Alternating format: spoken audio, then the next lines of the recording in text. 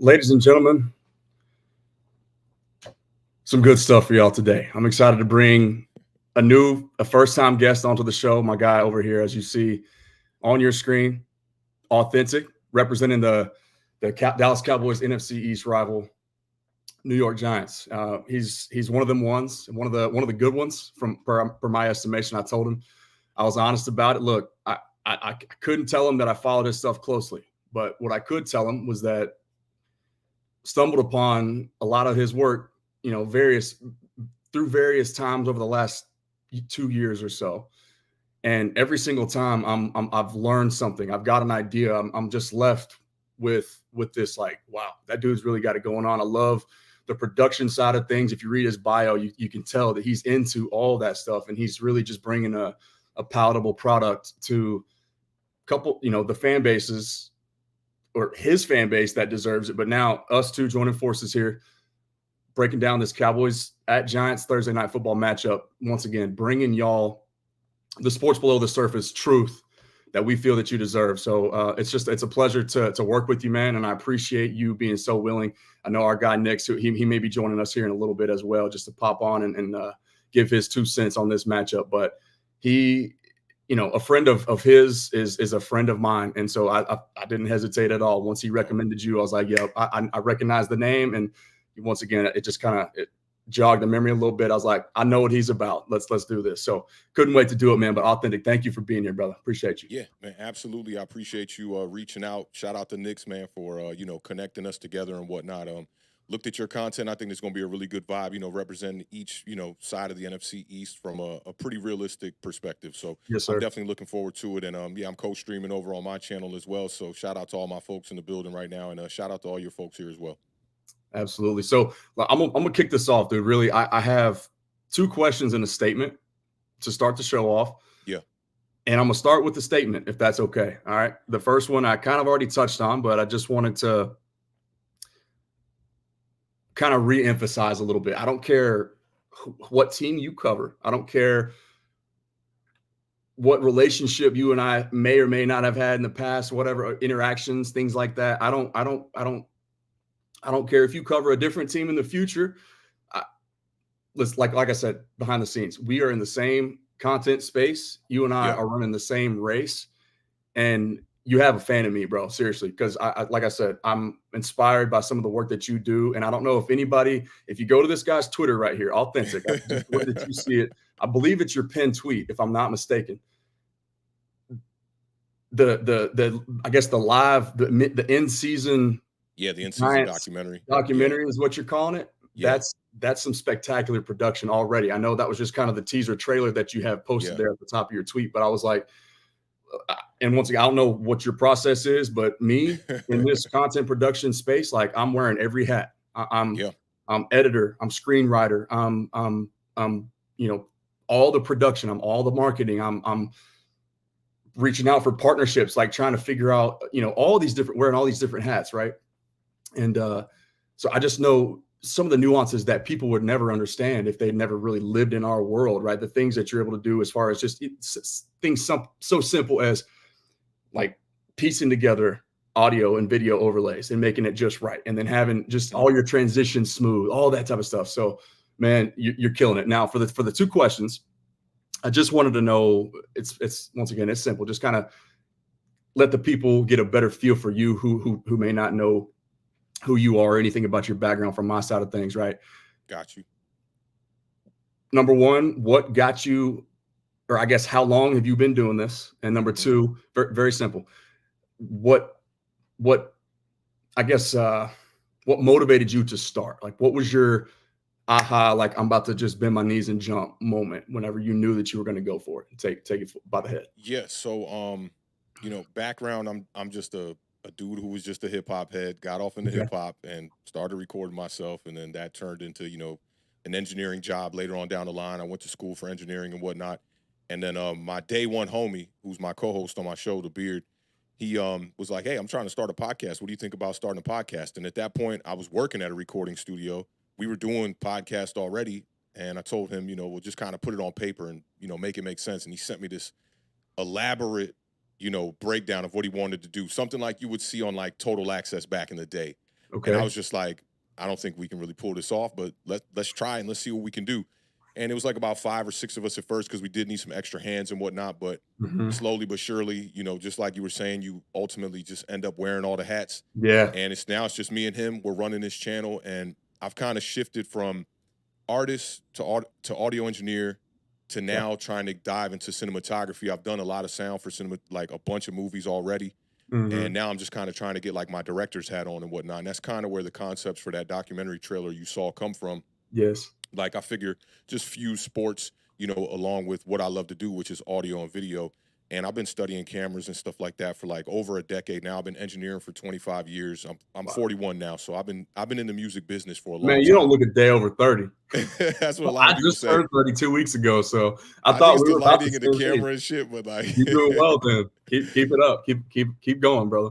yeah, but so now I'm just kind of, music has taken some different shifts that don't really align with what I like to do within that space. So Okay. I'm trying to kind of take it into film, and like I'm a big just movie junkie, and I love what they're doing with the Hard Knocks type of stuff and Yes. fusing stories with documentary with football and all that. So now we're just doing that, and I've been podcasting now with my co-host for 5 years, and I got to give him all props. Like he got me into music back when we were like probably about like 8 or 9, just doing some like silly recordings in the crib. And it was his idea to start the podcast. And, I just fell in love with doing this podcasting. And the more and more I wanted to do it, it was like, all right, if I'm going to do it, I got to one, present a lot of value.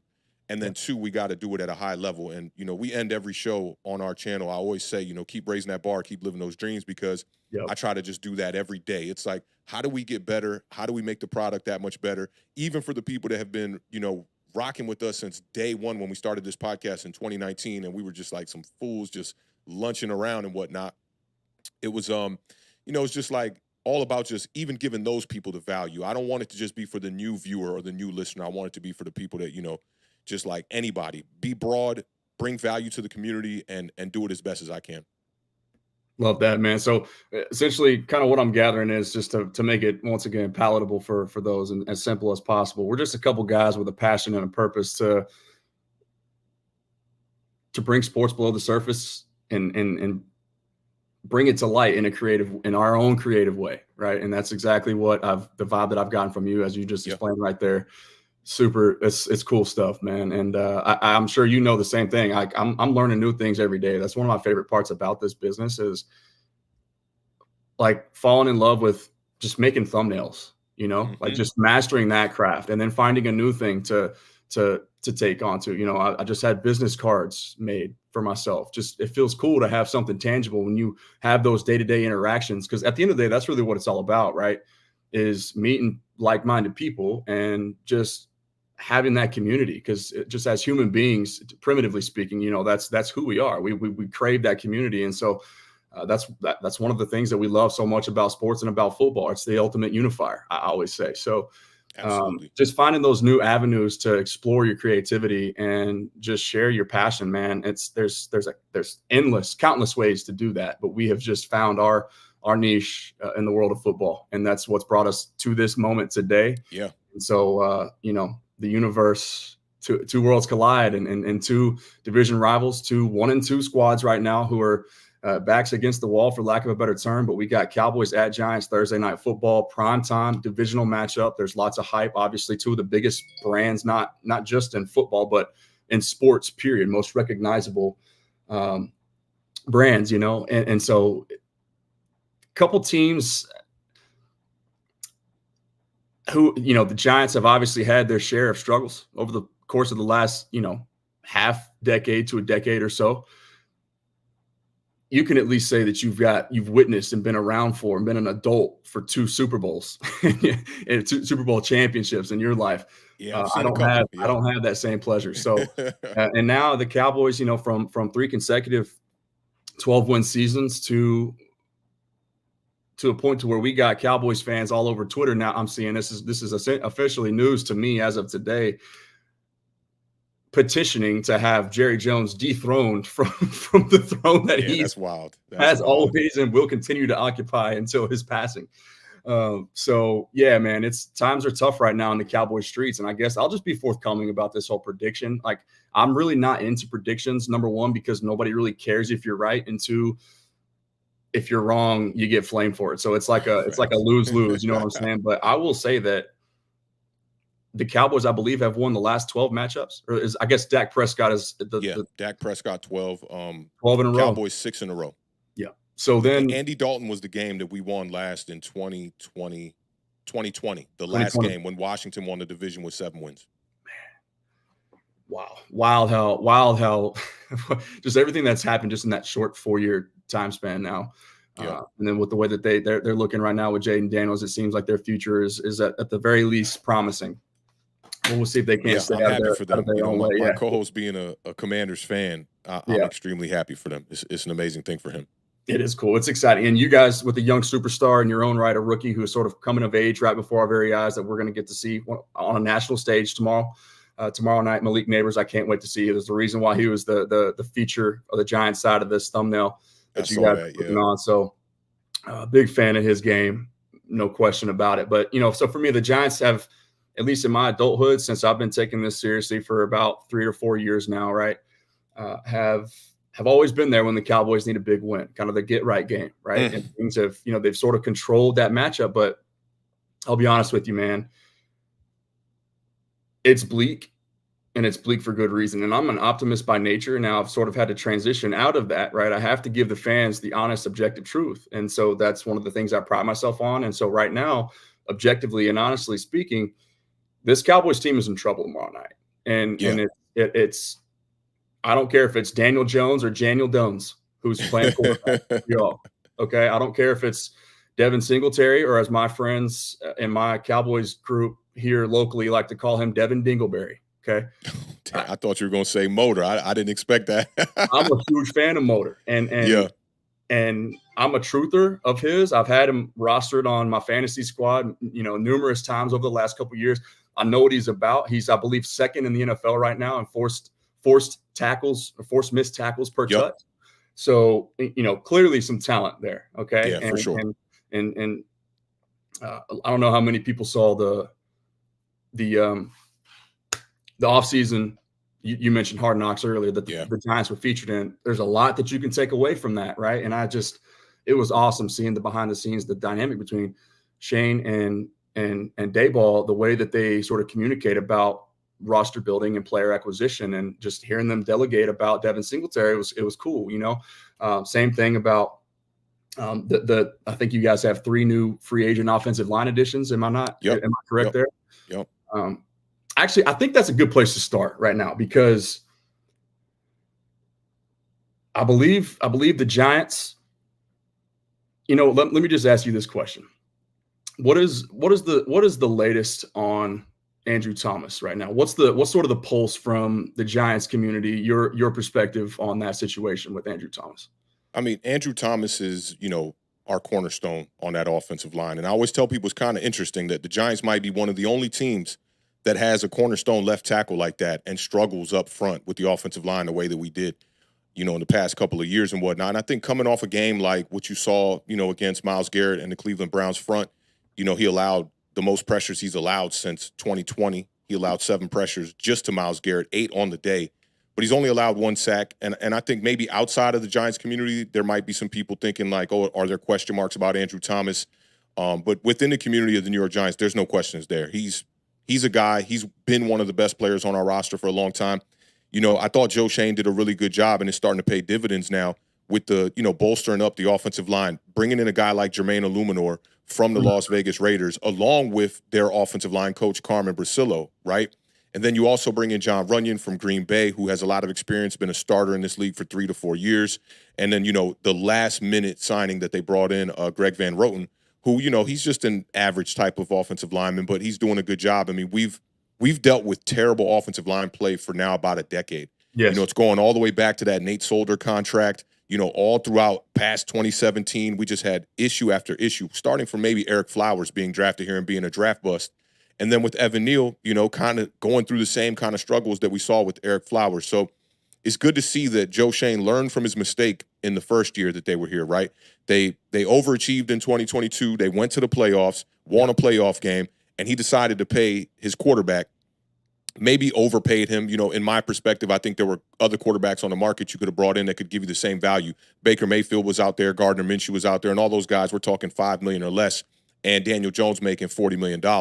But I think he made a major mistake that first year, banking on some of those offensive linemen that he had drafted, the two guys out of North Carolina and Joshua Zito and Marcus McKeithen, hoping that these guys would elevate and take that next step, but to protect his $160 million investment at the quarterback position.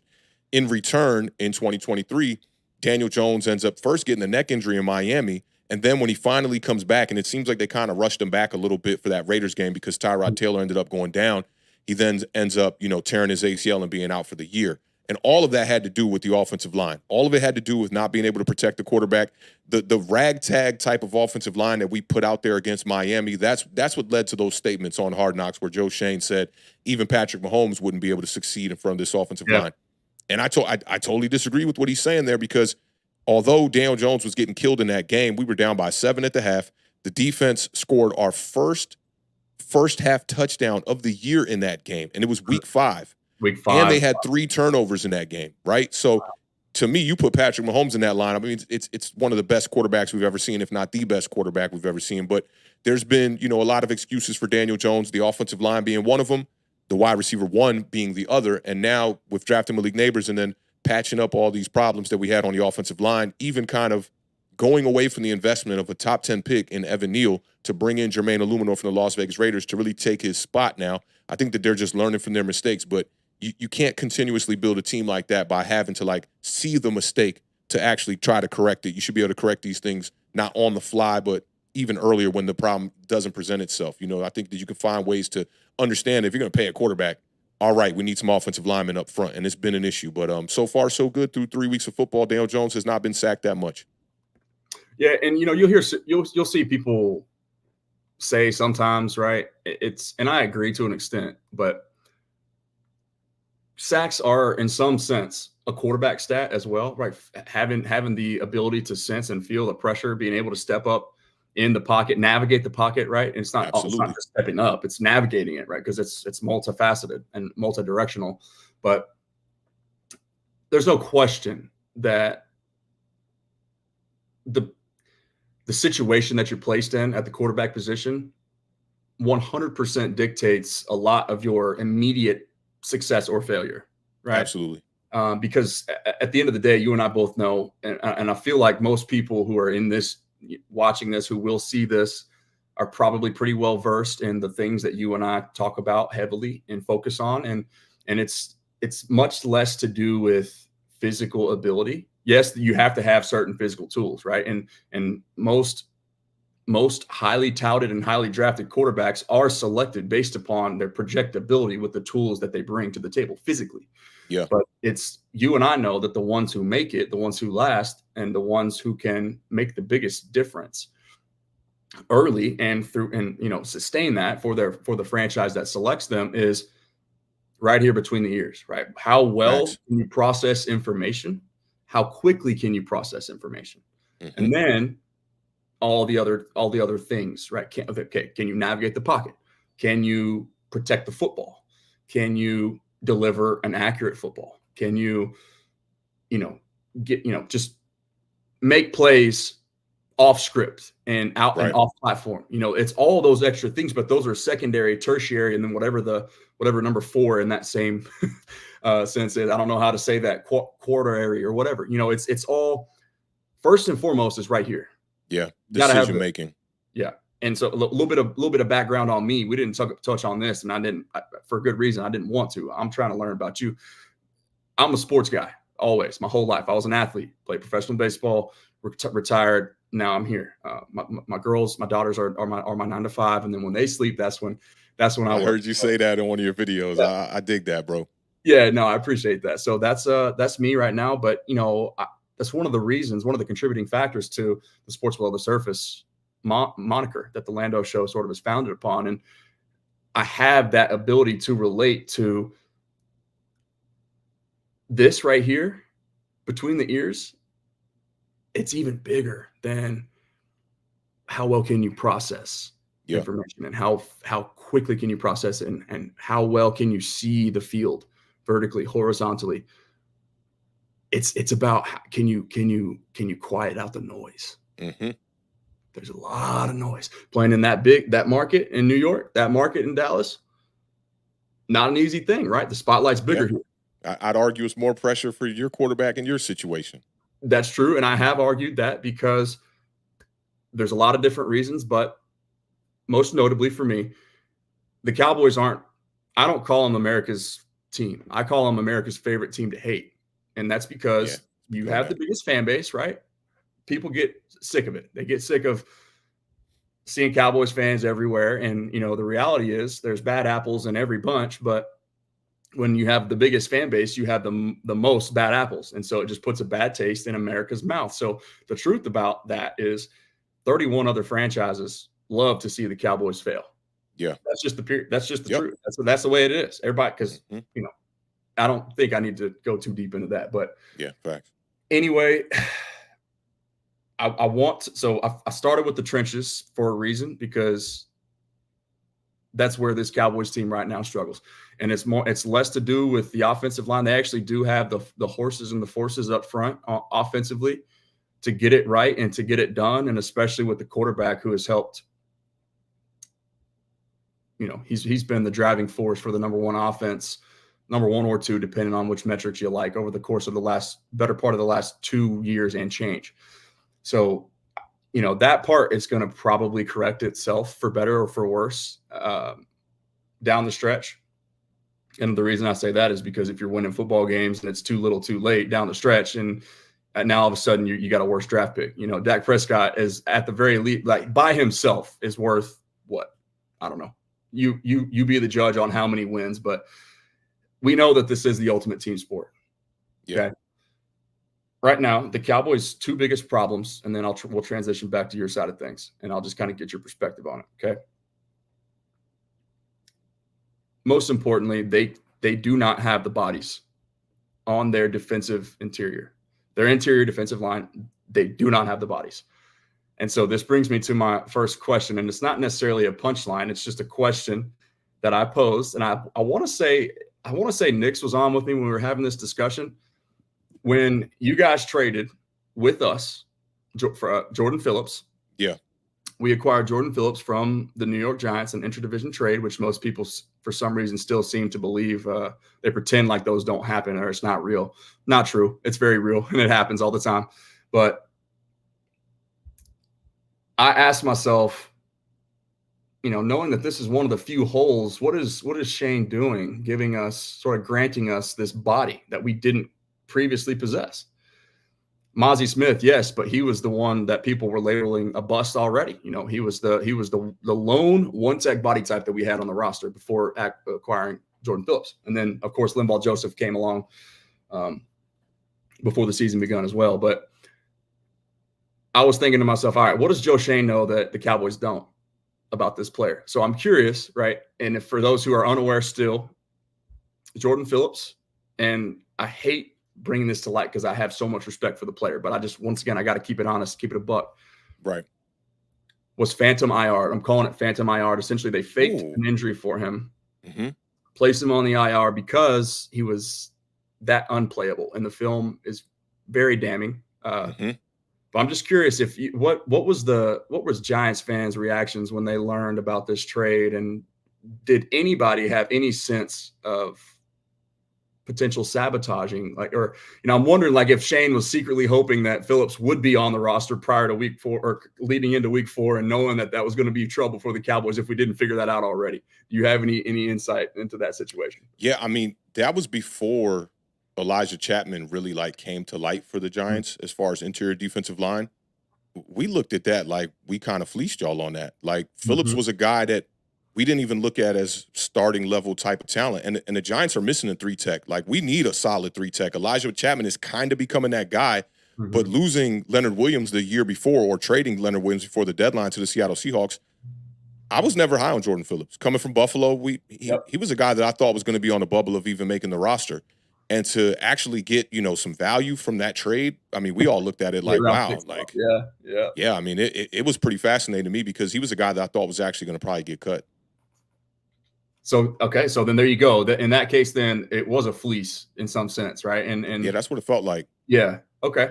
So I love that. That's smart team building. Mad respect to Shane if that is the case, and it seems as if that checks out based on the Cowboys' experience just through 2 games right now with that player in particular. So It was a conditional pick though, right? Like, didn't he have yeah, to play a certain amount of snaps for the Giants to get a sixth, I believe it was? yeah, and I'll look it up because I want to be accurate here. Yeah, There were some goodness. I know it was a pick swap essentially, sixth and a that seventh. is But what it was. Yeah. I'm gonna pull that up just to make sure that we're spot on here. Yeah, that was interesting to me. And Elijah Chapman now has kind of like came to life for the Giants. He's in the first couple of games been like our second best lineman. Outside of this last game against the Browns, which I do take that game with a grain of salt for the Giants defensive front because we blitzed a lot more than we normally do as far as underneath the Shane Bowen system. Wink Martindale was a guy that blitzed a bunch, but I thought that those two guys and maybe DJ Davidson was going to be the other guy that was going to play interior defensive line as well, but Jordan Phillips never seemed like a real option for the Giants. But Shane likes to bring in some of those former guys from Buffalo that he had drafted. He's done that with like I want to say like 9 or 10 players. Even Cole Beasley. He brought in Austin Prohl. He brought in who else did he? I mean, there's just been a bunch of guys. John Feliciano on the offensive line Yep. side of the ball. He just loves like some of those picks that didn't pan out with the Buffalo Bills when he was there. I remember putting down some kind of notes about it. It was like 8 or 9 players. So there you go, right there. And it is funny how regionality kind of plays into some of that, right? But like the players that you're just locally, other local franchises, it's kind of easier to do a little bit of a scouting report through the grapevine, I guess, with your pro scouting department. But here's the terms officially of that trade that we mentioned. So it is the Giants. It's Jordan Phillips and a 7th-round pick in 2026 for the Cowboys in exchange for a 6th-round pick. And the conditions were, like you touched on, right there. If Phillips is on the Cowboys roster for 2 games, then the deal goes through. So you guys, Now you that's making already, a lot of sense. yeah, yeah. So that box has already been checked. Then you Yeah, guys get a condition. The conditional 6th is now an unofficial 6th-round pick in 2026. yeah, So hey, good business. Shout out to Joe Shane for making that happen, man. yeah. It's a good move. Good move. Good business. So that's one of the things I wanted to touch on. Next thing I wanted to get your opinion on is how do you see the Giants attacking the Cowboys defense, knowing what we know and knowing that the Giants they like you guys favor 12 personnel, meaning 2 tight ends on the field Yep. oftentimes. A little 13 at times too. Little 13, yep, hmm 3 tight ends on the field, which is a discussion that we're going to have on the Cowboys' behalf as well. But for the Giants' sake, but y'all are one of the more throw heavy teams out of that formation and that out of that package, right? Yeah. Do you anticipate? And I think I know your answer here. Brian Daboll, obviously, he's looked at the film of the Cowboys. All you got to do is watch the last 2 games, and you get a pretty good feel for what we do or don't present in the run defense department. Do you feel as if copy and paste the mold of what the Ravens have done to us? Kind of the Saints did a little bit. They threw on us a little bit more. It was more play action, deep shots that broke us. But Yeah. and then obviously the Packers and the Bills last season and the Niners as well. Do you think it's going to be more of that style approach, like saying, hey, let's see what you guys got with our revamped offensive line? Can you handle us up front? And do you see that it's just being more of a run heavy, run first approach? I mean, if it was me, scheming up to call the game plan against you, that's how I would look at it. A lot of teams have had success running the ball against you, and you look at the game against the Saints even. Derek Yeah. Carr barely throwing the ball. I think it was 15, 16 attempts, relying on explosive plays, down the field after establishing the run with Alvin Kamara. We really haven't done that. Even during the Saquon Barkley era with Brian Dable, we didn't do that. We would always come out, get pass happy. When you go back to 2022 against the Minnesota Vikings, the first time in the regular season, along with when we played them in the playoffs, Saquon only getting 9, 10 carries, unable to establish the run, trying to throw the ball too much.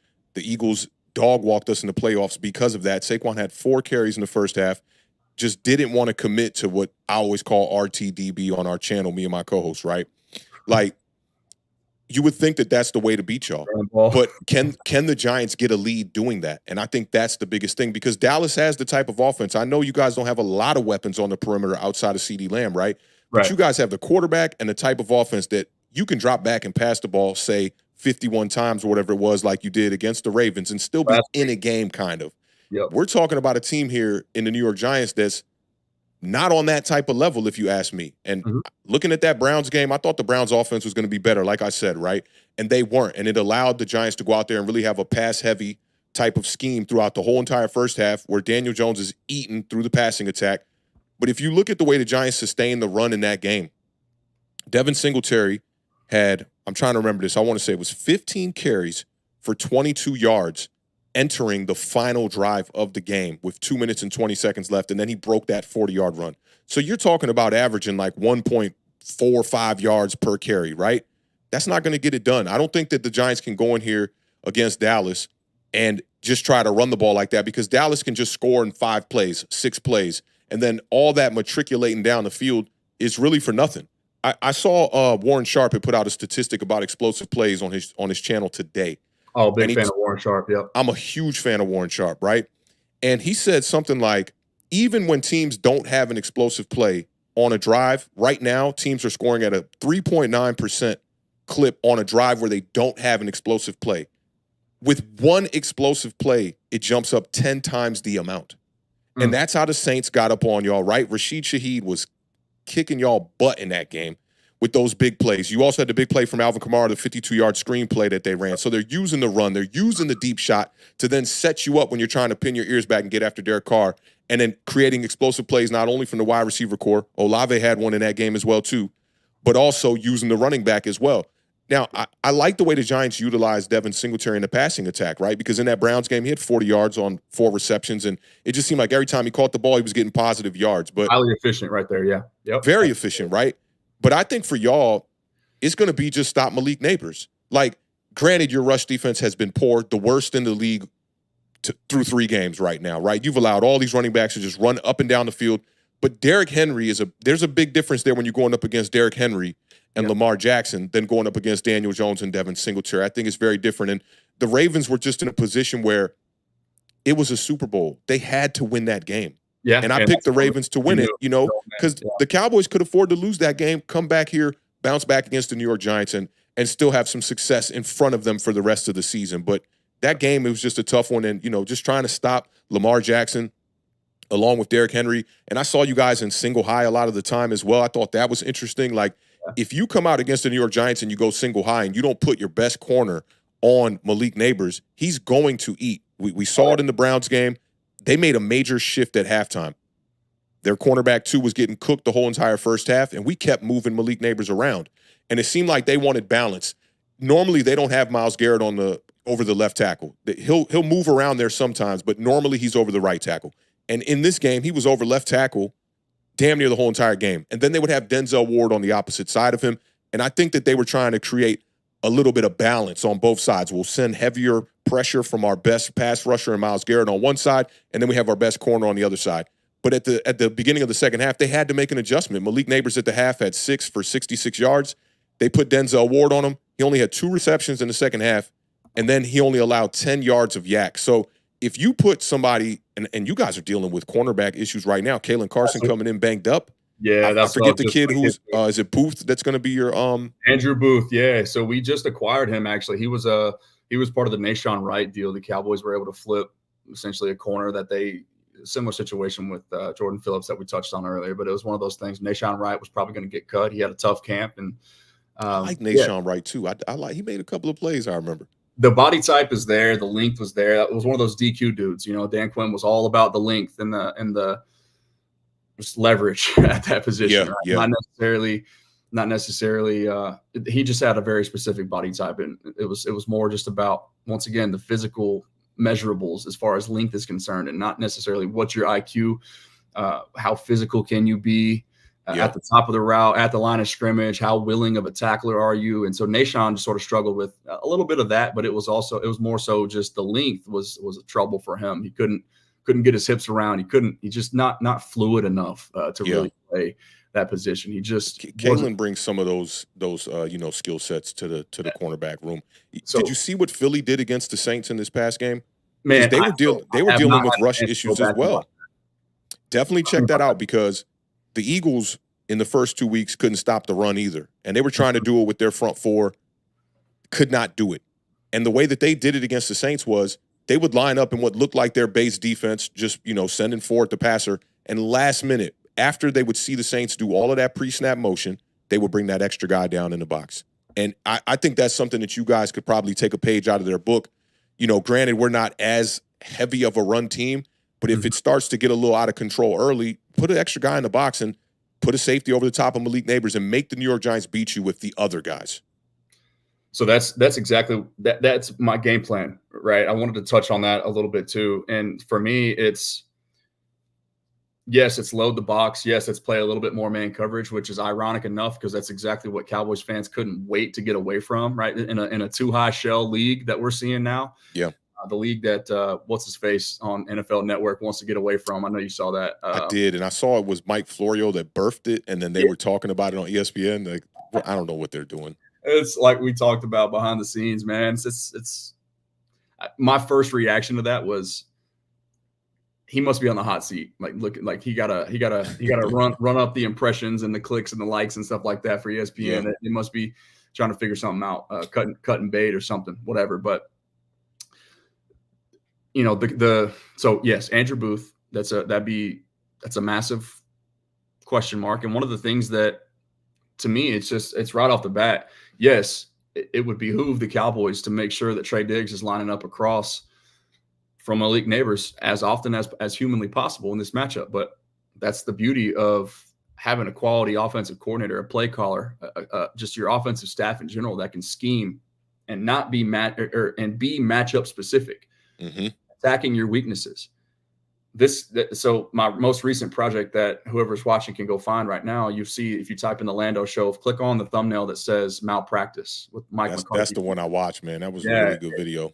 And some of the, once again, apologies on some of the production. I didn't realize that the video I was sharing was still small. I didn't blow it up. We'll get there, man. We're a work in progress every day, slowly but surely. The thing is, man, just some of the easy buttons that are so simple.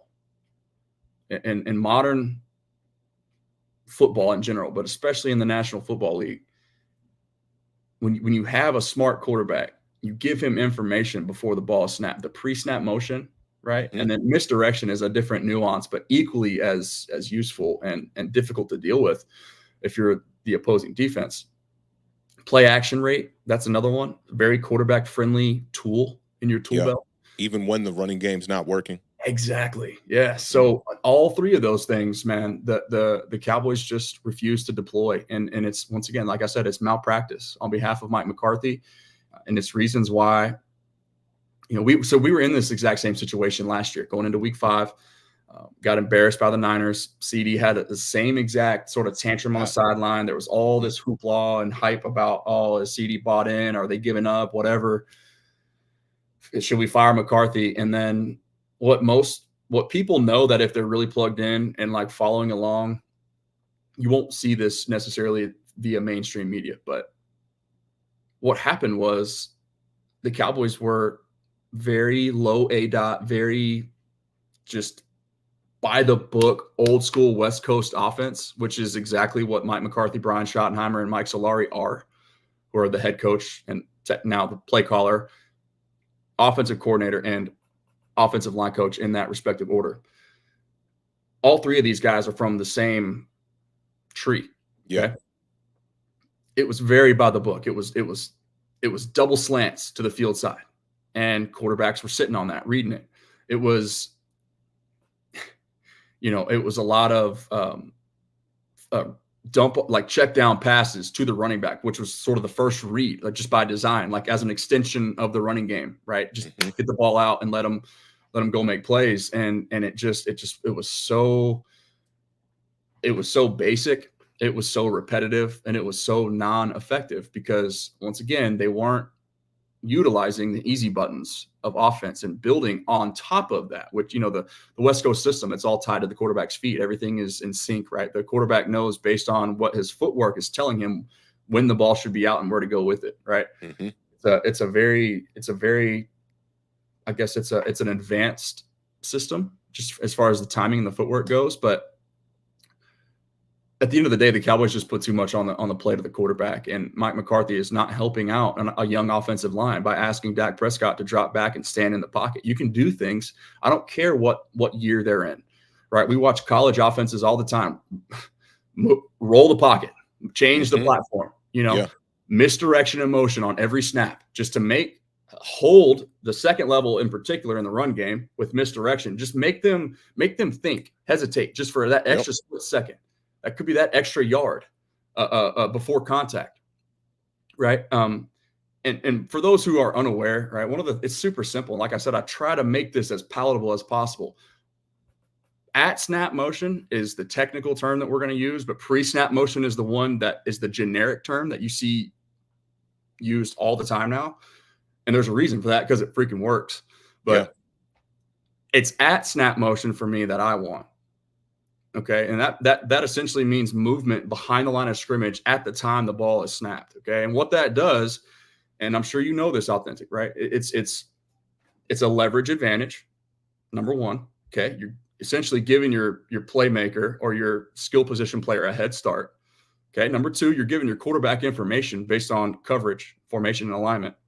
Okay. Number three, like I said, you're forcing communication from the defensive side. So they're having to actively communicate while the ball is being snapped. Hey, shift. Hey, you got here. Hey, Phil, all these different things. It's like rapid. Yeah. So it makes life a little bit easier. If it's not even that necessarily makes it easier, it's that it makes it more difficult for the defense to deal with. All right, Trey Diggs heading into the Saints game, he talked about it. Clint Kubiak, the new OC in New Orleans, is did a damn good job in first two games. Yeah, absolutely. Of the Shanahan tree, and Cowboys fans are very familiar with that. Like we know in years past, prior to Mike Zimmer, and still under Mike Zimmer, but with Dan Quinn, right, we had no answers for the Kyle Shanahan tree. And the reasons for that are what? Misdirection, motion, play action. It's difficult for opposing defenses to deal with. And so the example I use, right, a lot of the Shanahan tree, they condense the formation. So it's tight splits.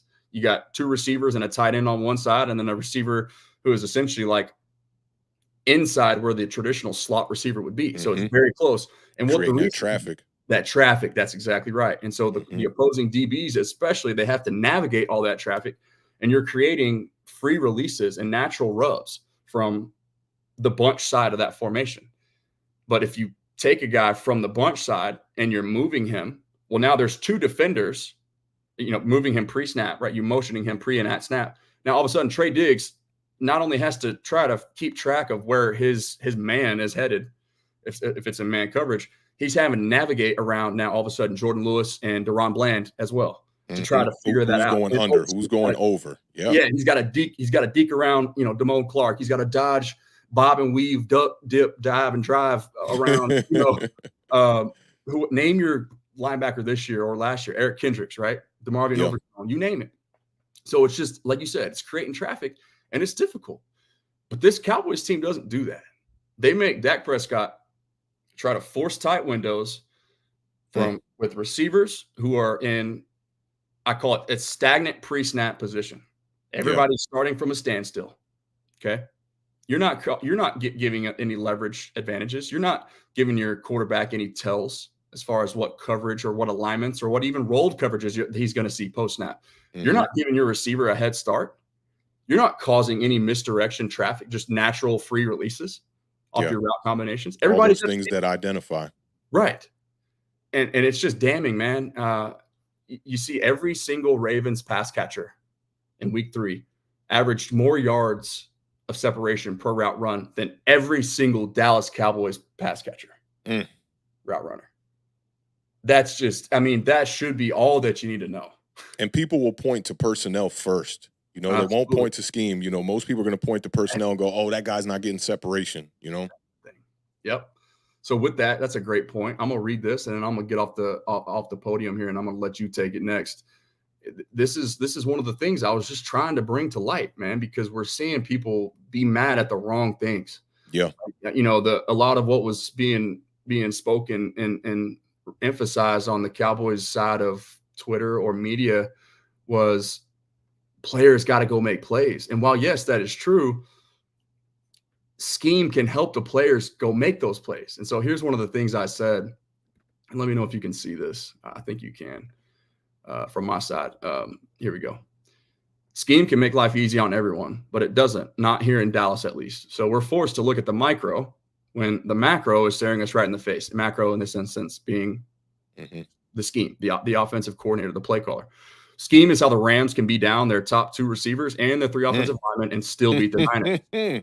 Scheme is how, yes, both teams were battered, but the same thing happened in week 1. Puka Nacua goes down, and then their entire front, I think except for 1 or 2 players, just gets completely deleted in the first half of the game. They're gone. First half of the first game, the Rams are just decimated up front. But still, it didn't matter. You know why? Because Sean McVay, Matthew Stafford, and company still kept them in the game versus the other NFC North star, as I like to call it, and erased a 2-score deficit, right? They should have won that game. They were in a position to beat the Lions despite having everything essentially thrown out as far as their game plan and their playmakers were concerned. So the Dallas team, on the other hand, though, they need 5 all-pro linemen. I'm being sarcastic when I say this. Yeah, now. I feel you. 5 all-pro linemen to play perfect, and they have an all-world receiver, an MVP caliber quarterback, and a soon-to-be Pro Bowl tight end, but that's somehow still not even close to being enough. The quarterback took the reins after the bye last year. That's the point I was trying to get to earlier, and I got distracted. That's the way it goes sometimes. But after the bye, Dak Prescott took the reins, similar to what we saw just with the hurry-up in the fourth quarter of that Ravens almost comeback, right? And just kind of doing things all on his own, being responsible for all the protections, the slides, the shifts, and the motions and things like that. And he took control of the reins. Mike McCarthy let go. And that's one of the things. If you're not plugged in, you don't know that. Mainstream media won't tell you. But Dak Prescott pretty much solely put the offense on his back last year. And even despite being in year 1 of a brand new West Coast system, was still the MVP runner-up. And so, which nobody will talk about. Nobody talks about that. You know, and how against the Ravens, how he decided to attack the middle of the field. I mean, first 2 games, that's not how y'all were operating. And you saw as the comeback started to happen, I want to say he hit Jalen Tolbert on that glance route, caught him to the inside touchdown, like all these different things that'll, stretch the defense out more. But I mean, I totally agree. Like pre-snap is something that's super important, and you're talking about at snap is just as important. But if you don't have those identifiers as a quarterback, you're making everything just much more difficult on him. And you guys are lucky to have a guy like Dak Prescott that can identify those things, at the snap or post-snap, where most quarterbacks are going to struggle in that situation, and people are going to just point the finger at that quarterback and say, "Hey, that guy doesn't know what he's doing. That guy's trash. That guy sucks," and not really knowing what is dependent on the scheme and what isn't. Yeah, so that's just kind of the secondary thing that we're dealing with right now. And once again, I am very confident that the offense will get right, just because of I know that the quarterback's going to make sure that happens. And yes, they are dealing with some hurdles to overcome with 2 rookie offensive linemen, but those are power players. Those aren't space players. Yeah, I mean, Cooper Beebe, I wanted the Giants to draft him. He's just a mauler. Better in the run game, but he's a mauler.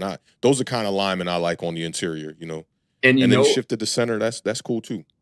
Right. And so let me talk to you about this for a second, because this was my entire offseason MO, right? A lot of people were saying, and they're proving themselves. I was wrong in this instance, okay? But everybody was saying before the season began, there's no way the Cowboys can be better. They didn't do anything as far as adding talent to the team. Yeah. My position was, it's not hard to be better running the ball, because they were that bad running the ball last year. Yeah. Number 2, it's not hard to be better stopping the run. But somehow this team found a way to be worse. Yeah, it's interesting, man. Where did y'all rank at as far as stopping the run last year? I can't remember. I cover y'all a little bit as well. 29th in run stop success. I think it was actually defensive run DVOA. 29th. Yeah. So it's a little worse, but y'all were already at the bottom third. Yeah. Oh yeah, definitely, man. And it plagued us, and like I said, so I very specifically mentioned the Bills, the Packers, and the Niners last year as potentially what the Giants would see. More samples this year, again, Ravens and Saints to some extent. Copy paste. Just go north and south at this team, and we don't have an answer for you. Like Yeah. last year, we're playing 205-pound converted safety Marquise Bell at the wheel linebacker. And he's just, dude. I give the dude all the credit in the world for being willing to stick his nose up in there. But at the end of the day, man, this is physics. He's a little banged up now too, right? He is banged up, and he's Yeah. questionable. He's a game time decision for tomorrow as well, just right alongside Kalen Carson. But man, it's the thing is, Cooper Beebe, people mover, certified mauler. You said it, Yeah, it's Billy Bob from Varsity Blues right there. That's what I call him. Yes, sir. You put that dude in the middle. Granted, hadn't played center before, but certified mauler, people mover. Cooper Beebe, directly in between a first-team All-Pro, Tyler Smith, and a first ballot Hall of Famer, Zach Martin. Yep. From my perspective, in theory, you should be able to control A and B gap a lot better than you did last year and be able to run the football to help out your quarterback. That's very logical. Mm-hmm. But this team still can't. Yeah, I think it is still early, right? And you look at the Saints and the Ravens loss, right? Yeah. It's all about getting down on that scoreboard and not being able to commit to the run. When you're down that much and you're, the Saints scored on their first, 4 or 5 possessions? The Ravens scored on their first 2 possessions. If you don't match those scores and you're sitting down by 2 scores, and then you guys case in the Saints game, CeeDee Lamb turning the ball over in the red zone, you're looking at a team pushing that to a 3-score lead. Like, that's when things get dicey for Dak Prescott. I think Dak Prescott is one of the better game managers, if not the best game manager at the quarterback position in the league right now. But you don't want it. That offense is not necessarily built right now, especially without a real bell cow running back, to be able to run the ball when they're down by 2 scores. We can't. This team can't play from down 2 scores, period. We can't play defense that way either, right? Yeah. And that was the whole thing all of last year. It was very well covered and acknowledged, rightfully so, going into the playoffs last year. Hey, this is a front-running team. And I've called it many times on my platforms as well, the most one-dimensional 2 seed, much less just playoff team in general, that I've ever seen. We cannot play from behind. Yeah. It's the very reason why, after getting embarrassed the way that we did against the Saints, we win the coin toss against the Ravens, and we don't defer to the second half. We don't want to play defense first because we know what happens. Right. But then all of a sudden, all that pressure is on the offense and on the quarterback to go out there and be perfect and go and put points on the board. Otherwise, we're in trouble. Yeah, and you can't get it done with field goals. You got to do it with touchdowns. Yeah. And that's another thing that we need to discuss, just the weapon, the MVP of the Cowboys so far this season is the damn kicker right now. And that's a good problem to have if you're good on every other phase, but right now we're just not. And so 65-yarder. What was that? That was last game against the Ravens. I mean, he's definitely been clutch. Yeah. And it'd be nice if the offense was clicking, but you got to limit the turnovers. And I do think in both these last 2 games that's been an issue with y'all, and it's not correlated to the quarterback. I saw in the game against the Saints when the one wide receiver, I always forget his name, but number 83, coming across the middle on that backside like dig route, he falls down on the route when he has leverage. Then there was the reverse play to Brandon Cooks in the red zone where he's out in front leading the play, gets the block perfectly and just can't hold the block for 1 more second. The Cowboys end up settling for 3. And I don't know if you want to place more emphasis or more blame or whatever it may be on the defense, because if you could play a little bit of like bend, don't break and be holding teams to field goals, then maybe you're in these games. But you're allowing Lamar Jackson to walk down the field, score touchdowns easily too, and they're not easy to defend. So I do get it. But with the Saints, I always felt like the way that game just played out was a little bit fugazi. It was just like it shouldn't have went down like that. If they don't have the big plays that they had in that game, the Cowboys are likely in that game to the end or probably winning. And it dictates the way that the game plan goes, because rather than committing to the run and trying to figure out like who Rico Dowdle really is as a lead back or what Ezekiel Elliott can do, you don't even get that opportunity because you're down just too many points on the scoreboard. Yeah, and that's the thing. And I will say, I want to put an added caveat to my criticism of Mike McCarthy right now. And I have seen a little bit of an effort to get a little bit more creative, but to your point, we just haven't been in the game script, the favorable game script, to be able to tap into that more and sort of rectify some of the things that are plaguing them up front. It's just a little bit, it's like communication, obviously, right now. And but a lot of it is to me, it's kind of hedged on the archaic nature of the 3 men responsible, old school dudes that are responsible for constructing and operating and game planning for this offense, right? So Yeah. we have to figure that part out. But more importantly, the only talking point for me for this team for this game tomorrow, and it's crazy, and the ultimate team sport in 2024 with all the different analytics and just tools that we can use to grade and evaluate football teams, we can actually finger point and boil it down to one specific position for this Cowboys team that everything is hedging on right now, because they are that deficient at that spot. It's the defensive tackle position. Yeah. Right. So I jokingly said it on a project that I'll be releasing probably tomorrow, because after this I'm going to try to get some good shut eye. But there are only 2 things that can correct this Cowboys defense right now. And jokingly, I said one of those is divine intervention. And the second is radical change in the form of throwing every comp pick and probably at least a couple day 2 picks in the future day 2 picks. And that's hyperbolic. Now, you're not throwing every comp pick, because I think we're probably going to have 4 going into next year with everything that happened in free agency this year. We lost a bunch of players, but yeah. Bottom line, you're going to have to add some bodies there, because right now you just simply don't have them. And so that's this game might be a matchup, right down the middle of these 2 defenses, because you can't forget the Giants going up against the Commanders in week 2. That's all they did. And I know we got Dexter Lawrence. To me, that's one of the more intriguing matchups, is going to be Dexter Lawrence going up against a rookie center. I think it's going to be a fun matchup, for us. But Brian Robinson, first 100-yard game ever against the New York Giants, in week 2. And they didn't do it the way that the Vikings did it. The Vikings did a lot of outside zone. They ran right at our edge. The guys that I think struggle to stop the run, 2 speed edge rushers, which to me is not a great pairing, but they're very similar body types when you look at Kayvon Thibodeau and Brian Burns. Instead, the Commanders were just like, we're going to run it right between the A-gaps. And I thought it was interesting that they saw a lot of success doing that. So maybe this will be that kind of game to start off with, rather than the normal Cowboys game plan of really trying to score a lot of points. The Giants aren't a team that scores a lot of points. I think we're averaging like 15 points a game through 3 games right now. So you guys can afford to make more mistakes than we do. We have to go out here and play a perfect game. And it's going to take an explosive play, I feel like, at least 1 or 2 explosive plays from the Giants, where they can't just rely on the run all day. So I know your worries as far as the season go are, interior defensive line. I think that's definitely a thing for you guys moving forward if you want to elevate from where you were last year. I mean, we're talking about a team that won 12 games 3 years in a row, so you have to get better.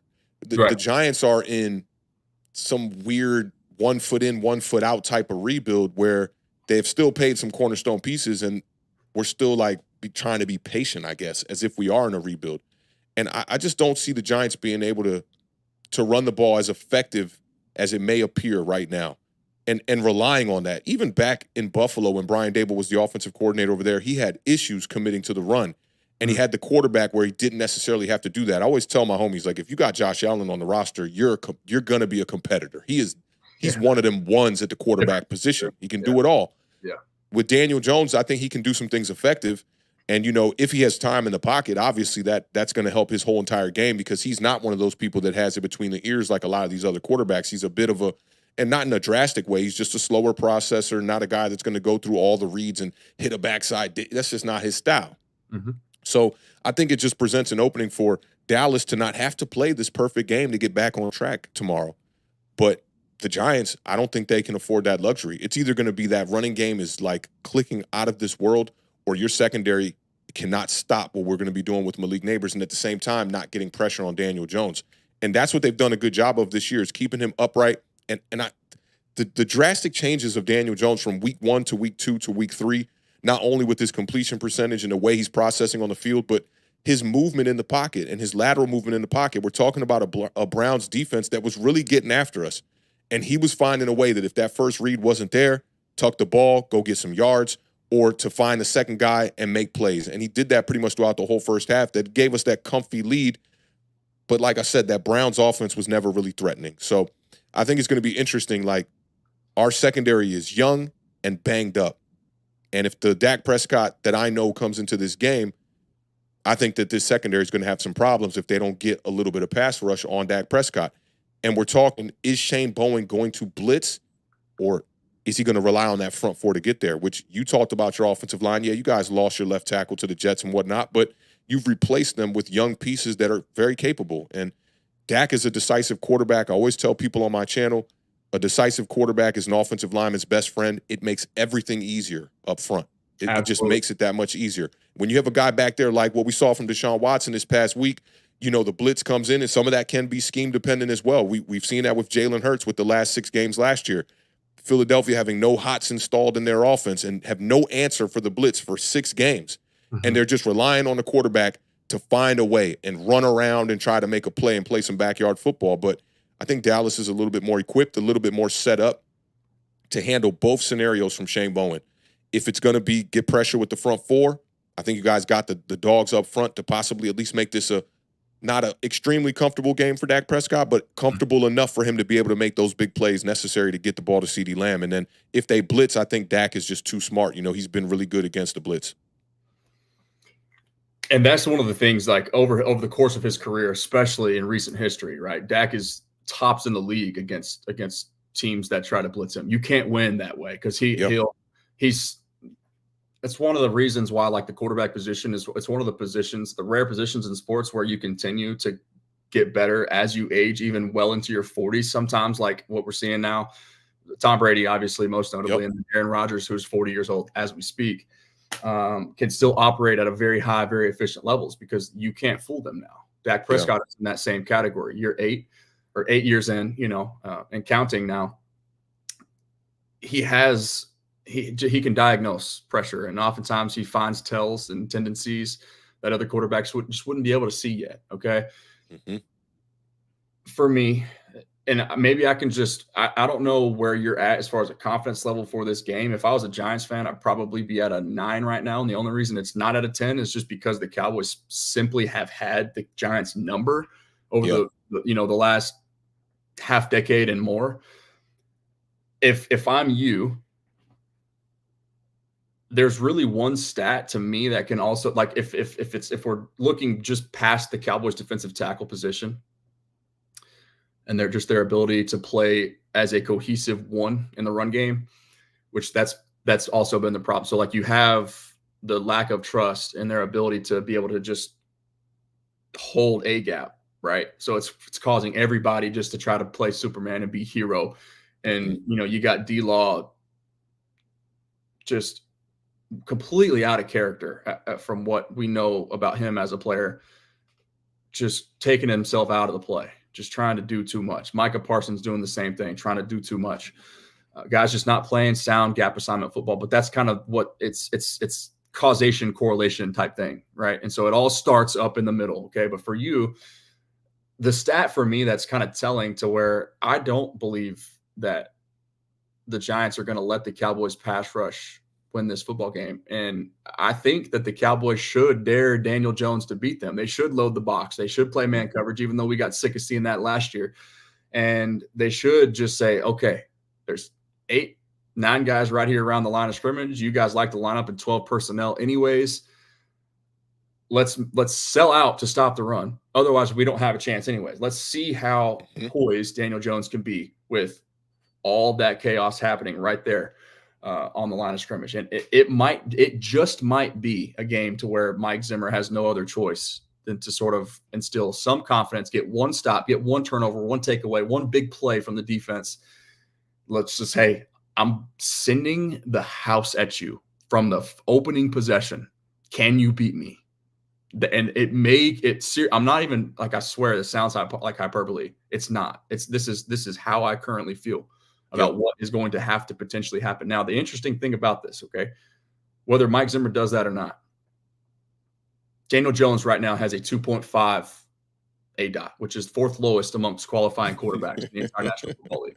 Yeah, right? He's been like that. and you guys have 2 pass catchers, Wan'Dale Robinson and Malik Neighbors, who are each in the top 3, 2 of the top 3 in targets below 10 yards. Yep. So that alone tells me they're not going to let Daniel Jones be in a position to take sacks and allow this Cowboys pass rush led by Micah Parsons to control and dominate the game the way that it has in years past. Mm-hmm. It's not going to happen. If for no other reason than like forget Daniel Jones, take him out of the equation for what the Cowboys have proven that they cannot do. They cannot stop the run in the middle or just in general.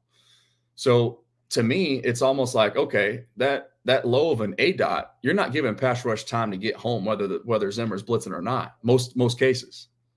Okay, yeah, you got to have good blitz pickup when you're trying to throw it, but that's really where this game is going to be won for me. Right there. For opening possession, if we are trying to still play, if we try to go too high and we're trying to play gap assignment, run defense with 6 guys in the box, if you guys are coming out with 3 wide receiver sets, like it's going to be a long day for us. It just is. You think we'll just keep running it right down the middle of defense? That's what I would do. What did you think about the way the Vikings approached it? Because, we went into that game and we ran a lot of 12, a lot of 13, thinking that Flores was going to be blitzing Daniel Jones a lot in that game. And they really just sat back. Yeah. And, really got pressure with their front four, doing a lot of, simulated pressures and whatnot and just getting Daniel Jones thinking pre-snap and whatnot. And I know it was just one game, but he also gave Brock Purdy some fits as well. And I think that has a lot to do with why the Vikings are sitting at 3-0 right now. But each game obviously changes and teams do make adjustments. And I think that the Giants, you saw a strict adjustment in the second and third game to shorten everything up. And then when you get the chance, try to take the shots. Because we did take a couple of shots in Washington, didn't connect on them. I think we took 4 shots in Washington, didn't connect on any of them. And then last week against the Browns, we ran the same concept back-to-back on the right side of the field for Malik Neighbors. And it opened up perfectly because we were running everything underneath all day long. A lot of quick slants, a lot of little in routes, comeback routes and stuff like that, and just relying on Wandale and Malik to get the yak necessary to pick up first downs and whatnot. So it's interesting. I think that there is like a mystique around the New York Giants right now. Like, is this offensive line really that improved where they're going to be able to, stop fronts like you guys, especially with guys like Micah Parsons and D-Law? Like, are we going to be able to get rid of the ball quick enough? And I think that's where your secondary is going to come into play. Like, if you can get a guy that can just clamp up Malik, that's a difficult task in its own, I think it'll help at least in the passing department there. But it's really are the Giants going to commit to it, knowing that the Cowboys, like you're saying, interior defensive line not being able to stop the run? Yeah, and that to me, that's going to be the tell. Another thing too that I'll be obviously watching is just kind of seeing how Brian Daboll moves Malik Neighbors across the formation because like we touched on it earlier. Yeah, I mean it would make sense for the Cowboys to travel Trey Diggs, it really would. In a lot of cases, that's not really what happened. He kind of stays to one side and. But if you can sort of dictate leverage and coverage by, like we talked about, motion, pre and at the snap and moving him all around, I'd be isolating if I'm Daboll. I'm playing the chess match right back at the Cowboys, saying who would like for Trey Diggs to be matched up against Malik Neighbors. And Malik has obviously been outspoken about the guy that he's looking forward to most lining up against in this league. So it's fun. I know they'll have their share of battles, but it's a chess match, right? And if I'm Daboll, I'm just saying, okay, well, Trey Diggs wants to play on this side. On the left side, we're going to go move him over here and let's ISO up on Mr. Booth and see what he's got. Who's made That's up. what they did with Denzel Ward. They were staying away from him in that first half, and then it also put Malik Neighbors in the slot. Which, like, I'm a fan of Wandale Robinson, and I know CeeDee Lamb had some really good comments to say about Wandale, that he's a bit of a sleeper when it comes to route running and stuff like that. He's a fun player. He's definitely a guy, but I feel like you could still utilize Malik Neighbors in the slot, and Brian Daboll did do that in the last couple of games, just, moving him around everywhere, having him, close to the line of scrimmage, having him play the outside wide receiver, doing it all. There were even some 3 wide receiver sets where he would be the slot, kind of still far out there, and I think we're going to expect a lot of that tomorrow, but really, I don't know how much 12 personnel they're going to run. They've been very, in the past 2 years, the Giants, let's go three drafts, let's call it. They've addressed tight end every year, right? They drafted Daniel Bellinger first in 2022, traded a third for Darren Waller, and then this year they brought in Theo Johnson. So, and they worked out 4 tight ends this past week because Lawrence Cage on the practice squad dealing with some injuries as well. So Brian Daboll can't get enough of the tight end position, it seems like, and I don't know how much they're going to run it. it flip flops. It seems like sometimes they want to. The goal this year seemed like they wanted to stretch the field, and Mm. Jalen Hyatt was going to take that role and being the real number 2 wide receiver on the outside. Another guy who I think could be playing in the slot as well. Yeah. But they got out there, and that teams are saying we're not going to allow that. All that speed you guys got, we're going to keep it all in front of us. And if you can get pressure with the 4, it'll change this game. And if the Giants can't run the ball, which you talked about it, you're very familiar with Motor. Devin Mhm. Singletary's a guy that can get yards. And, he's not known for the big play like we saw in the game last week against the Browns, but he's a guy that can get you those 6-yard chunks, those 4-yard chunks, and just keep the down and distance relative for Daniel Jones to be able to at least, just try to convert. And you got to worry about Daniel Jones and his legs as well. You definitely do. He's a better athlete than anybody, or I guess not anybody, but most people are willing to give him credit for. Yeah. And you will see some of the zone read stuff like, hey, I'm also throwing that too. 4th and short, 3rd and short. If I'm Dayball, I'm copying and pasting what the Ravens did. And granted, the ball handling is a skill in its own right. Athleticism is a skill in its own right. They killed y'all with that. They killed y'all. Nasty work just on behalf of Lambo, the former, the reigning defending NFL MVP for good reason, right? But yeah, they can exploit this Cowboys the eyes, right? Let's see what kind of sound run defense they're willing to play when it really is like when it's, like I said, 3rd or 4th and short, or even around the goal line when it's time to bow up. How disciplined can you remain? And when the bullets are flying, right? And so that's kind of been my thing, is the only thing that can save. I talked about the 2 things that can rectify the Cowboys defense earlier. One being divine intervention. The second being radical change with personnel acquisition from outside players. There is the third thing, and it's more so just me and my, I guess just it's the athlete in me that I'll never be able to get out. But can you take embarrassment, which is exactly what happened? You got embarrassed in your run defense the last 2 weeks. Yeah. And can you turn that embarrassment into effort? And if you're willing to just say, okay, this is prime time, this is division rival, this is backs against the wall right here, but we can feel Mike McCarthy in the press conferences getting a little agitated. We can sense CeeDee Lamb getting frustrated. Well, we can't sense it. We can freaking see it. What am I talking about? We can, there's all this tension kind of starting to build, right? All off season long. What's the storylines for the Cowboys amongst mainstream media? Bunch of lame duck coaches. Mike McCarthy on a 1-year deal. Mike Zimmer on a 1-year deal. At the time, the quarterback was on an expiring contract. CeeDee Lamb holding out. A lot of noise as always, but this year especially, what are you made of? When your back's against the wall, and I guess we're about to find out. But can this Cowboys team, are they willing to say, despite all that stuff, prime time, division rival, this is all out war for 60 minutes. How much of myself, effort wise, am I willing to give for my brother next to me on either side of me, for my teammate, right? Can I play with better leverage, better effort, borderline reckless abandon? Because with the defense full of lighter bodies, that's what it's going to take. You're going to need some of that Maris Lufau hair on fire.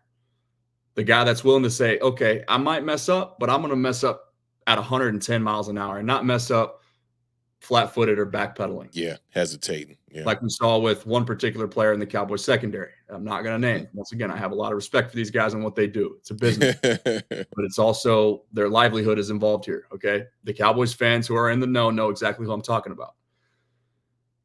Can you turn embarrassment into effort?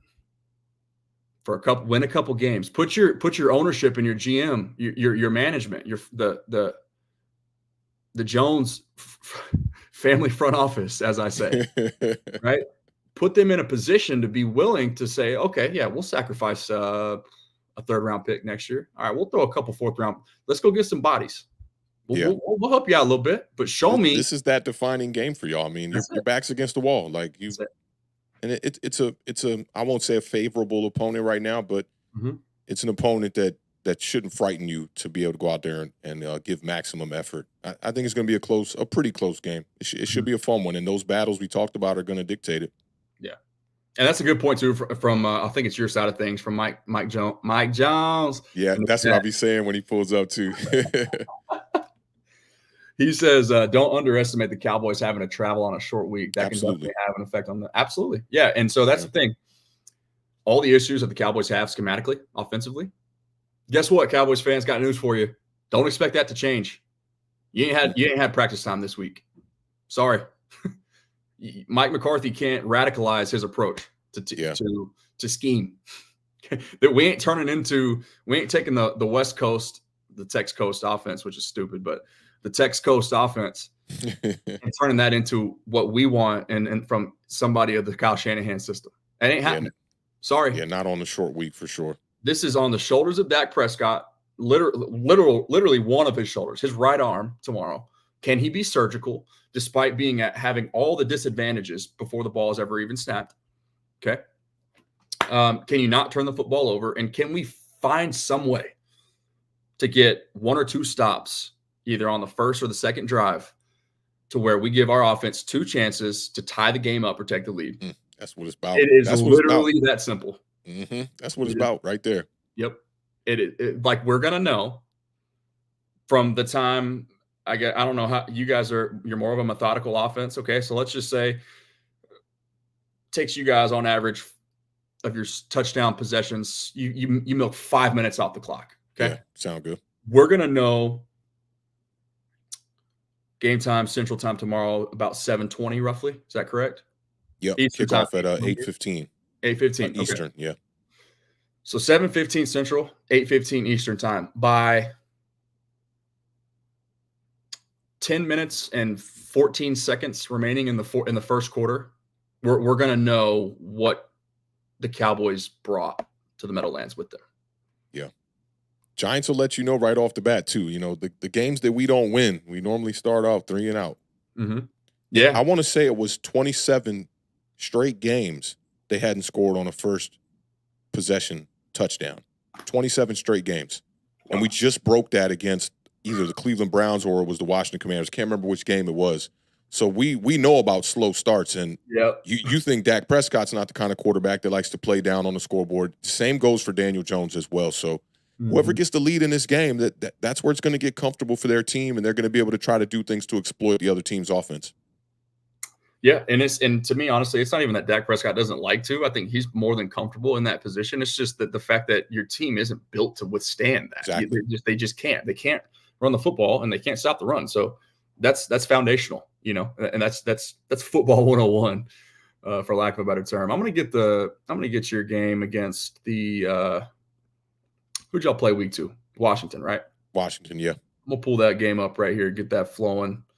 And that was the game where they didn't punt it. Now Washington has gone 2 straight games without punting, and that's where it started. It was all field goals that game for the Washington Commanders. They couldn't score in the red zone. A bunch of red zone penalties. They had 6 penalties within the 10-yard line. But they were walking that ball down the field. And they were doing it with the run for the most part and a little bit of short passing attack from Jaden Daniels. I heard the stat that blew my mind. I love this play because Graham would know. Can you see this on your end as well? Yeah. Okay, cool. So stream, yeah. All right, cool. I was just making sure. The Giants were the first team in week 2 to score 3 touchdowns. Yeah. And to give up 0. Yep. In NFL history and lose the football game. Yeah, it's never happened. Crazy. It was crazy, man. That is wild. And that would be the thing that would happen to the New York Giants, man. Like so many statistics over the years have been like that for us. That's so true. That is such a Giants stat. Yeah, it's a Giant stat, man. Yeah, it really is. I'm sorry to laugh at that. I just need. Nah, it's real, bro. Like I'm a realist, man. Like you said by nature you're pretty optimistic, and I'm not like that. I'm always like, but wait a minute. Like I'm always the guy who's like questioning stuff, and you know what I mean. And I get it, man. We've been a bad team since I've been podcasting. We pretty much have been a bad team outside of 2022, where the schedule just presented, I felt like, a couple of winnable games to be able to move into the playoffs like that. And then, you get some surprise wins like the Ravens and the Packers game and whatnot. But it's been a thing like that for the Giants, man. But it seems like those things are kind of, Malik Neighbors comes here and some of those things are kind of coming to an end because I had a stat that I was running with on my channel for 2 seasons almost where it started around maybe 30 games for Daniel and it ended at 41. He went 41 straight regular season games without having 2 passing touchdowns in back-to-back games. He went 41 straight regular season Wow. games like that, and he just broke that against Cleveland. It started here against the Commanders. I mean, there's been so many stats at the quarterback position that have just lasted that long. But this game in particular was interesting because a lot of people were questioning Shane Bowen at this moment in time. Like, why isn't he sending pressure? Why isn't he blitzing? Why are we in soft zone? Like, look at how our corners are on the wide receivers. We were allowing things just to be right in front of us the whole day. And Jaden Daniels was kind of just eating that up for the most part. But more importantly, on the ground, they were kicking our butt. 215 yards on the ground for Washington in that game. I mean, we know what that feels like, right? We just gave up 270. Yeah. To the Ravens last week, and 190, I believe, the week prior to the Saints. But they put the e-brake on in the third quarter. They were just like, all right, we ain't trying to score. Let's just get up out of here, man. We'll they won that game in the first half, man. And kind of the Ravens too, man. Won it in the first half. You get that big lead. No question. Yeah. Did you see that? I heard this going in from somebody. I can't remember who said it, but the Ravens they're tied for the most blown leads after winning by 10 points or more since 2021. They're most in the NFL. It feels like that. It does feel like that. They've definitely blown some games where you're just like, man. And I don't know what that is. Like, Lamar talked about it with Harbaugh after the game. He said, taking your foot off the gas like that, we don't want to do that. Kind of called out the coach a little bit. But some of that's on Lamar too. Like, I can think about the game when we played them in 2022. They had a 2-score lead in that game. And then the Giants end up coming down the field. Daniel Jones leads a drive. We score a touchdown. Lamar gets the ball back, and he's just like panicking in the pocket, trying to find somebody, tries to like throw it to a third-string tight end. It wasn't Isaiah Likely. It was the guy who was behind him on like a third down where you just need to ground it and punt the ball. Charlie Kohler.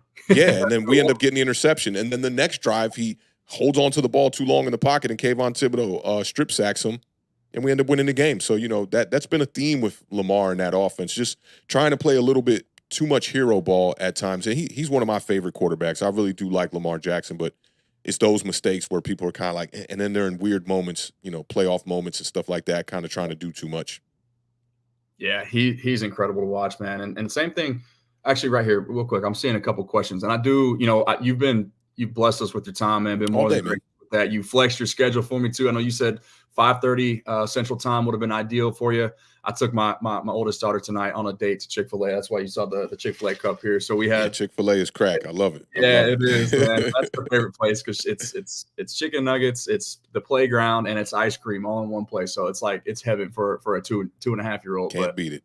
Man, you can't beat it. It was fun, but thank you so much for. I'm not saying it's time to get out, but whenever you got a wrap, brother, just let me know and yeah, no doubt. And we can can it for sure. Let me ask you something. Are you seeing the 2 super chats on your end? I don't know if because we're split streaming, they might be just on my side. I saw one earlier from. There was on my side. I at least see one from Big Mike, and then another one from a homie Door Gunner. I see Door Gunner. I don't see Big Mike's unless I might have just breezed right past it. I'm not seeing Big Mike's yet. Maybe it might pop up late. I got you. Yeah. I'm maybe getting. He just asked, "What realistic change does the Giants have in coming away with a win on Thursday night?"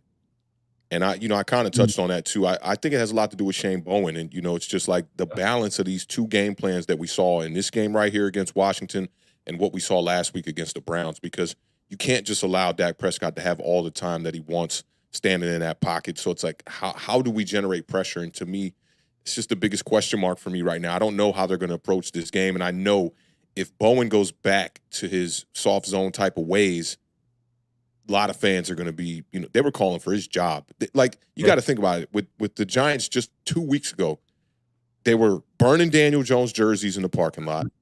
They were booing him, screaming at him as he came out from the locker room that has like an exit where fans can just stand there and just heckle the players, which is crazy, to talking about firing Brian Dable, firing Joe Shane, and firing Shane Bowen. Like, they just want to clean house, right? And I was a part of that brigade a little bit as well.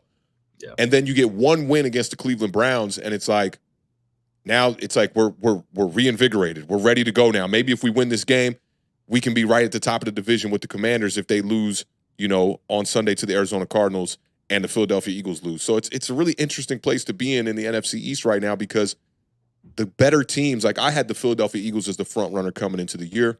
Mm-hmm. AJ Brown goes down. That really hurts their offense. And Big I time. thought you guys would be at number 2. And, you guys get a slow start. But Yeah. like you said, last year, this kind of happened with y'all. And you have a tough schedule to start the year. People didn't think the Saints were going to be anything this year. I forgot they even won 9 games last year, and then they come out here this year and they're defense under. Yeah, I mean, it's been real with the players that they have on that side. The veterans at every level. Like you got Mario Davis at the second level, Cam Jordan up front, and then name slips my mind in the secondary. Honey Badger in the secondary. Yes. And then obviously Marshawn Lattimore as well. Yeah. And that's Dennis Allen, man. Dennis Allen's had that defense balling for 8 years now, and people just kind of forget it because everyone focuses on the quarterback, like you were talking about earlier. With Breeze, it's like, the Saints aren't a threat, but here they are ripping off 8, 9, 10 win seasons every year since, seemingly. But yeah, man. 90 points. They had over 90 points in the first 2 games. And no one had ever done that. I think there was like 4 teams to ever do that. So yeah, I knew they would come back down to earth, though, because you cannot just rely on explosive plays. I think you have to have other ways to beat defenses and have that balance of sometimes being methodical, but also at times, dialing up that big shot. And I pray that we can get some of those against y'all. If we get some big shots against y'all and some explosive plays, the Giants could win this game. We shock y'all in that first quarter and get an explosive play, get on the scoreboard, make a stop, hold you to a field goal, score another touchdown. Before you know it, it might be 14-3, and the New York Giants are kind of trying to coast to a victory. But same thing could happen on your side of the ball as well. And I do expect it a little bit more from your side. I just think Dak Prescott knows how to play at MetLife. The Giants haven't beat Dak Prescott in MetLife since his rookie season. So it's been a while. And, like you said, these streaks can come to an end, though. Yeah, absolutely. I mean, streaks that's what they're for. They're made to be broken, right?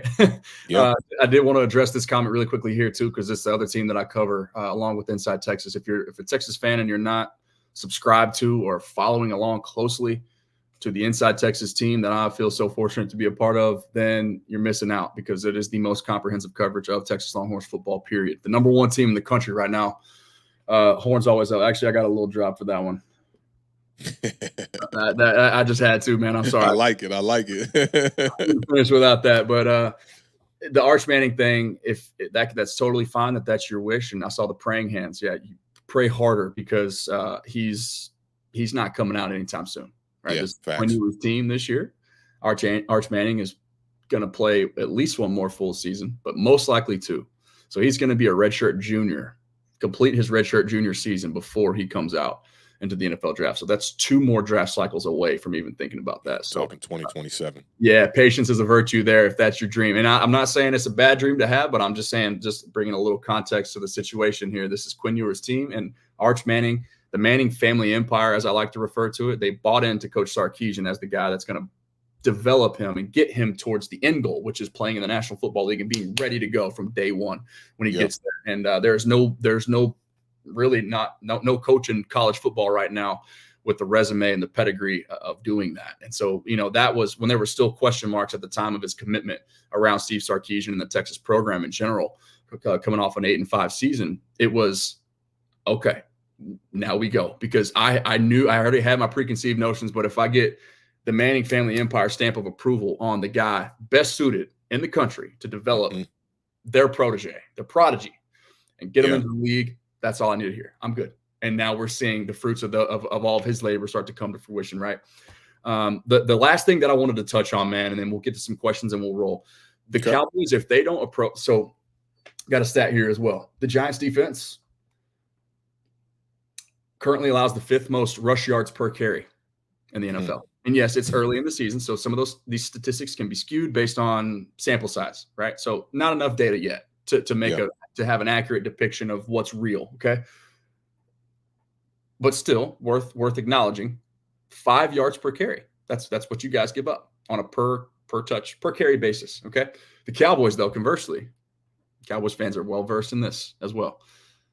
We are 4th worst running the football right now at 3.6 yards. Yeah, it's been bad. So the point is, if you want to help your defense out, Mike McCarthy, there's a really good old-fashioned, or I guess football 101 way of doing that. Let's go heavy personnel against a team that's struggled early on this year to stop the football. and let's try to get the ground game going.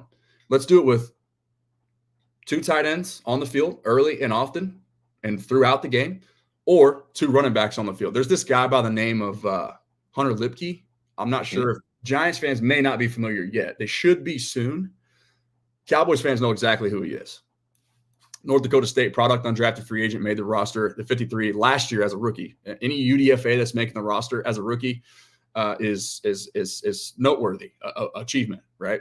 Good player, fun, like Swiss Army knife. Think of Kyle Juszczyk. That's who Cowboys fans liken him to. Got you. Juszczyk is obviously a rare breed, but this is a fullback who played running back in college at North Dakota State. Okay, we saw him essentially replace Jake Ferguson on a flag route. I like to call it just a little corner.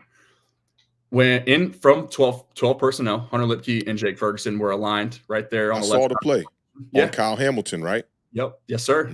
I saw it. And amazing what happens. Explosive play.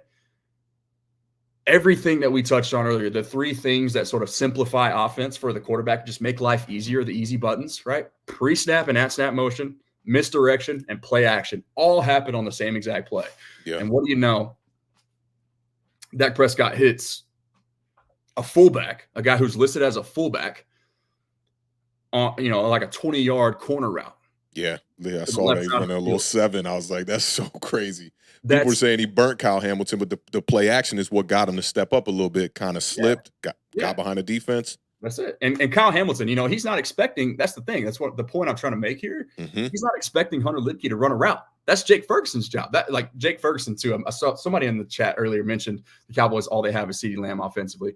Jake Ferguson is on his way to being either a Pro Bowl or an All-Pro player in this league. If it's not this year, it'll be next year. He's a great player, man. And Travis Kelce said he's the next best version of me up and coming in this league. That's not my words. That's Travis's words. Take it or leave it. It don't matter. I don't think that's too egregious. That's pretty spot on. Yeah, and they wear the same number 2, which is also it's fitting. It's kind of poetic. There was an emphasis to get him involved in week 1, I remember, and it just wasn't connecting. He had a couple little drops or something too, and just like they just weren't in sync quite yet. But against the Ravens, you saw a bunch of big plays.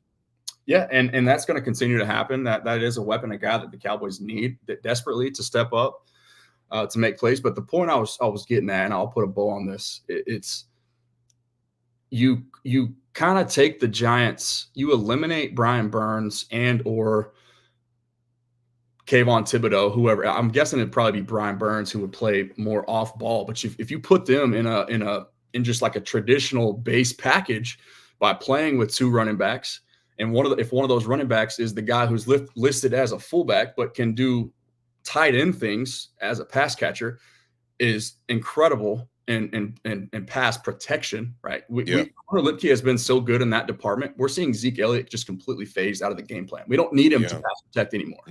That's Hunter Lipke's job now. He's doing that. He's taking on some of the Zeke Elliott role. And by the way, he's a solid 15 to 20 pounds heavier than Zeke, but he's every bit. He's more fluid, obviously, with the way less tread on the tires. But he's a capable playmaker here. And what the point I'm trying to make. How many times can I say that in a 5-minute stretch? Nah, it'd be like that. Wrap it up. Yeah. You're going to land that plane. Don't trip. Punchline, man. If you put him on the field with Jake Ferguson, and you can go 13, or you can go 22 if you want. I'm fine with who's you guys' other tight ends? Shoemaker? Yeah, Scooney. He's that's another dude who is sort of not exactly in the best graces with Cowboys Nation right now. Cowboys fans hate Michigan players, but that's neither here nor there. It's low hanging fruit stuff. It is what it is. Taco Charlton and Mozzie Smith and now Luke. Jordan Lewis though deserves to be mentioned there. I honestly should dedicate an entire video to Jay Lou for what he's overcome in his career, become a really good player right now. But in the slot corner position for us, Tatanka is the guy that we call Hunter Lipke. He's the Bison from North Dakota State. He can do everything. Okay. But what he also does is he puts Brian Burns off ball a lot more often. You can mix and match. You can isolate Brian Burns with him, if you put him in motion at the snap or have some misdirection things going on, you can get him isolated on a linebacker, and he can win. If he can beat Kyle Hamilton on a 20-yard, little corner route, he can beat a linebacker, and Absolutely. he can make plays for you. He can just be a weapon, and it just another thing too, man. Is just you're simplifying if you just commit to playing heavier, regardless of all the other nuances that I've been touching on all show here for an hour and 35 minutes. Just commit. Help your rookie offensive lineman out. Like they had to pass protect 51 dropbacks for Dak last week. Yeah, they're going to grade bad. Yeah, they're going to revert to some of their old tendencies. And sure, you say reps being thrown into the fire helps, but man, instill some confidence in those dudes. And these are people moving players, right? 6'8", 330 on the left tackle spot. Tyler Guyton, fluid athlete, like one of the best athletes we've ever seen. The reason he was the 5th tackle taken in the draft, or 6th, I think now. He was actually the 6th. Ben can tell us. Ben's the resident draft. Yeah, facts. That's my dog. Shout out, Ben. Yeah, he's the one. It's because he just hadn't played on the left side of the formation, right? At OU, he was protecting Dylan Gabriel's blind side. He was lefty. Mm-hmm. So the physical tools are off the charts. But listeners of my show know I've talked about all the things, all the reasons that we know now he's wired the right way in between the ears too. I'm not going to get into that. Same thing with Cooper Beebe. You mentioned it earlier. Certified dog and the run people mover, right? Forklifting people, making a living out of that. And he's 20 pounds bigger than the Cowboys' weakest link up front with Tyler Biadasz last year at the center position. Let's lean on them. Let's lean on people a little bit. Yeah, I know Dexter Lawrence is lurking on the other side of the formation over there. Yeah, I know. Fun, yeah, it's going to be a hell of a matchup. But if we don't lean into what I thought we could lean into, then it's not going to matter.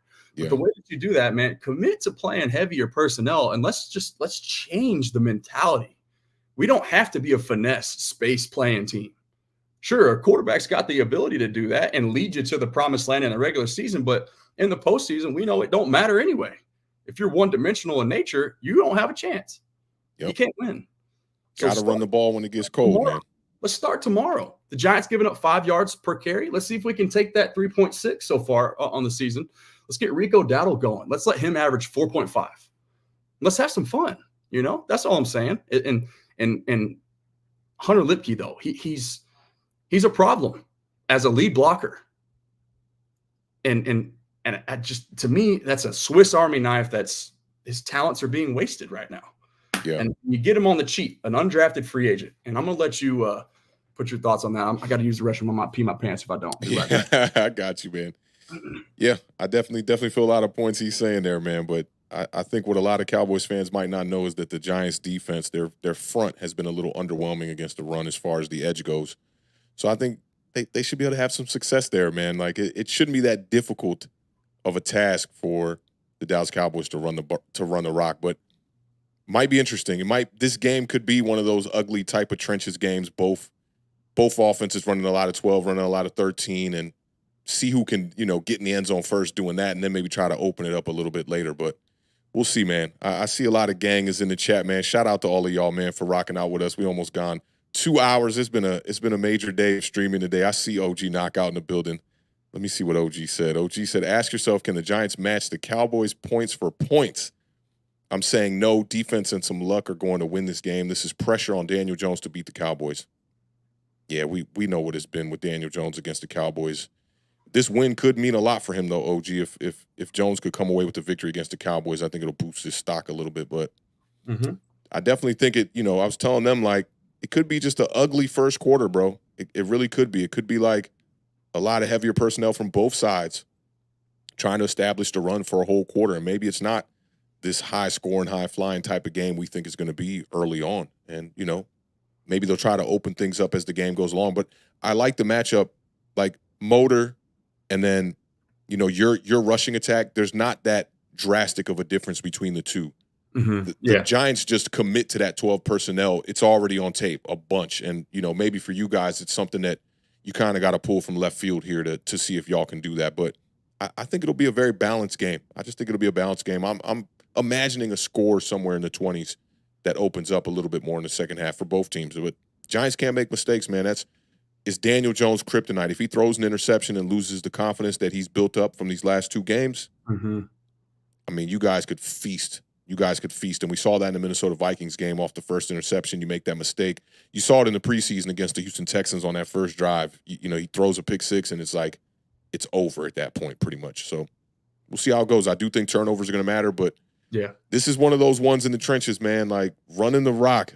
We say it on my channel all the time, man, RTDB. I even said STFURTDB. Run that damn ball, man. Like, everybody tries to, like, just diminish what a running back or what a running game does for an offense, man. And I always say there's 2 types of quarterbacks. Like, there are quarterbacks that can get it done without the running game, but even look at Patrick Mahomes with the Chiefs, man.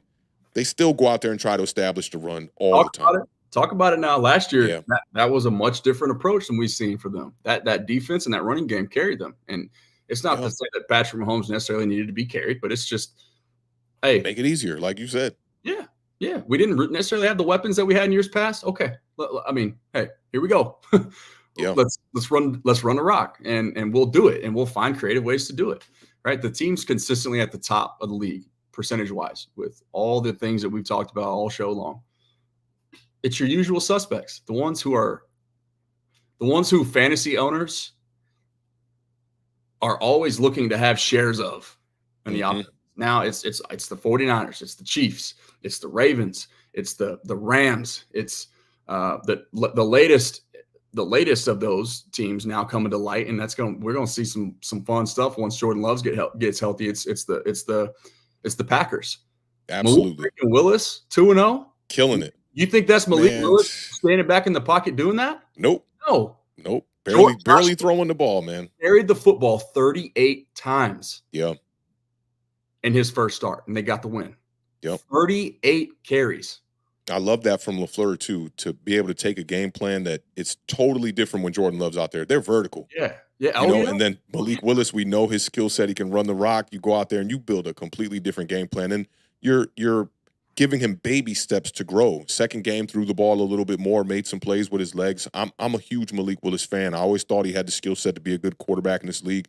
He just needed the right system, and LaFleur is definitely doing that for him, man. A lot of Giants fans were piling on Malik Willis because a lot of Giants fans wanted him to be drafted. He's sitting there in the 3rd round, and we're like, get him.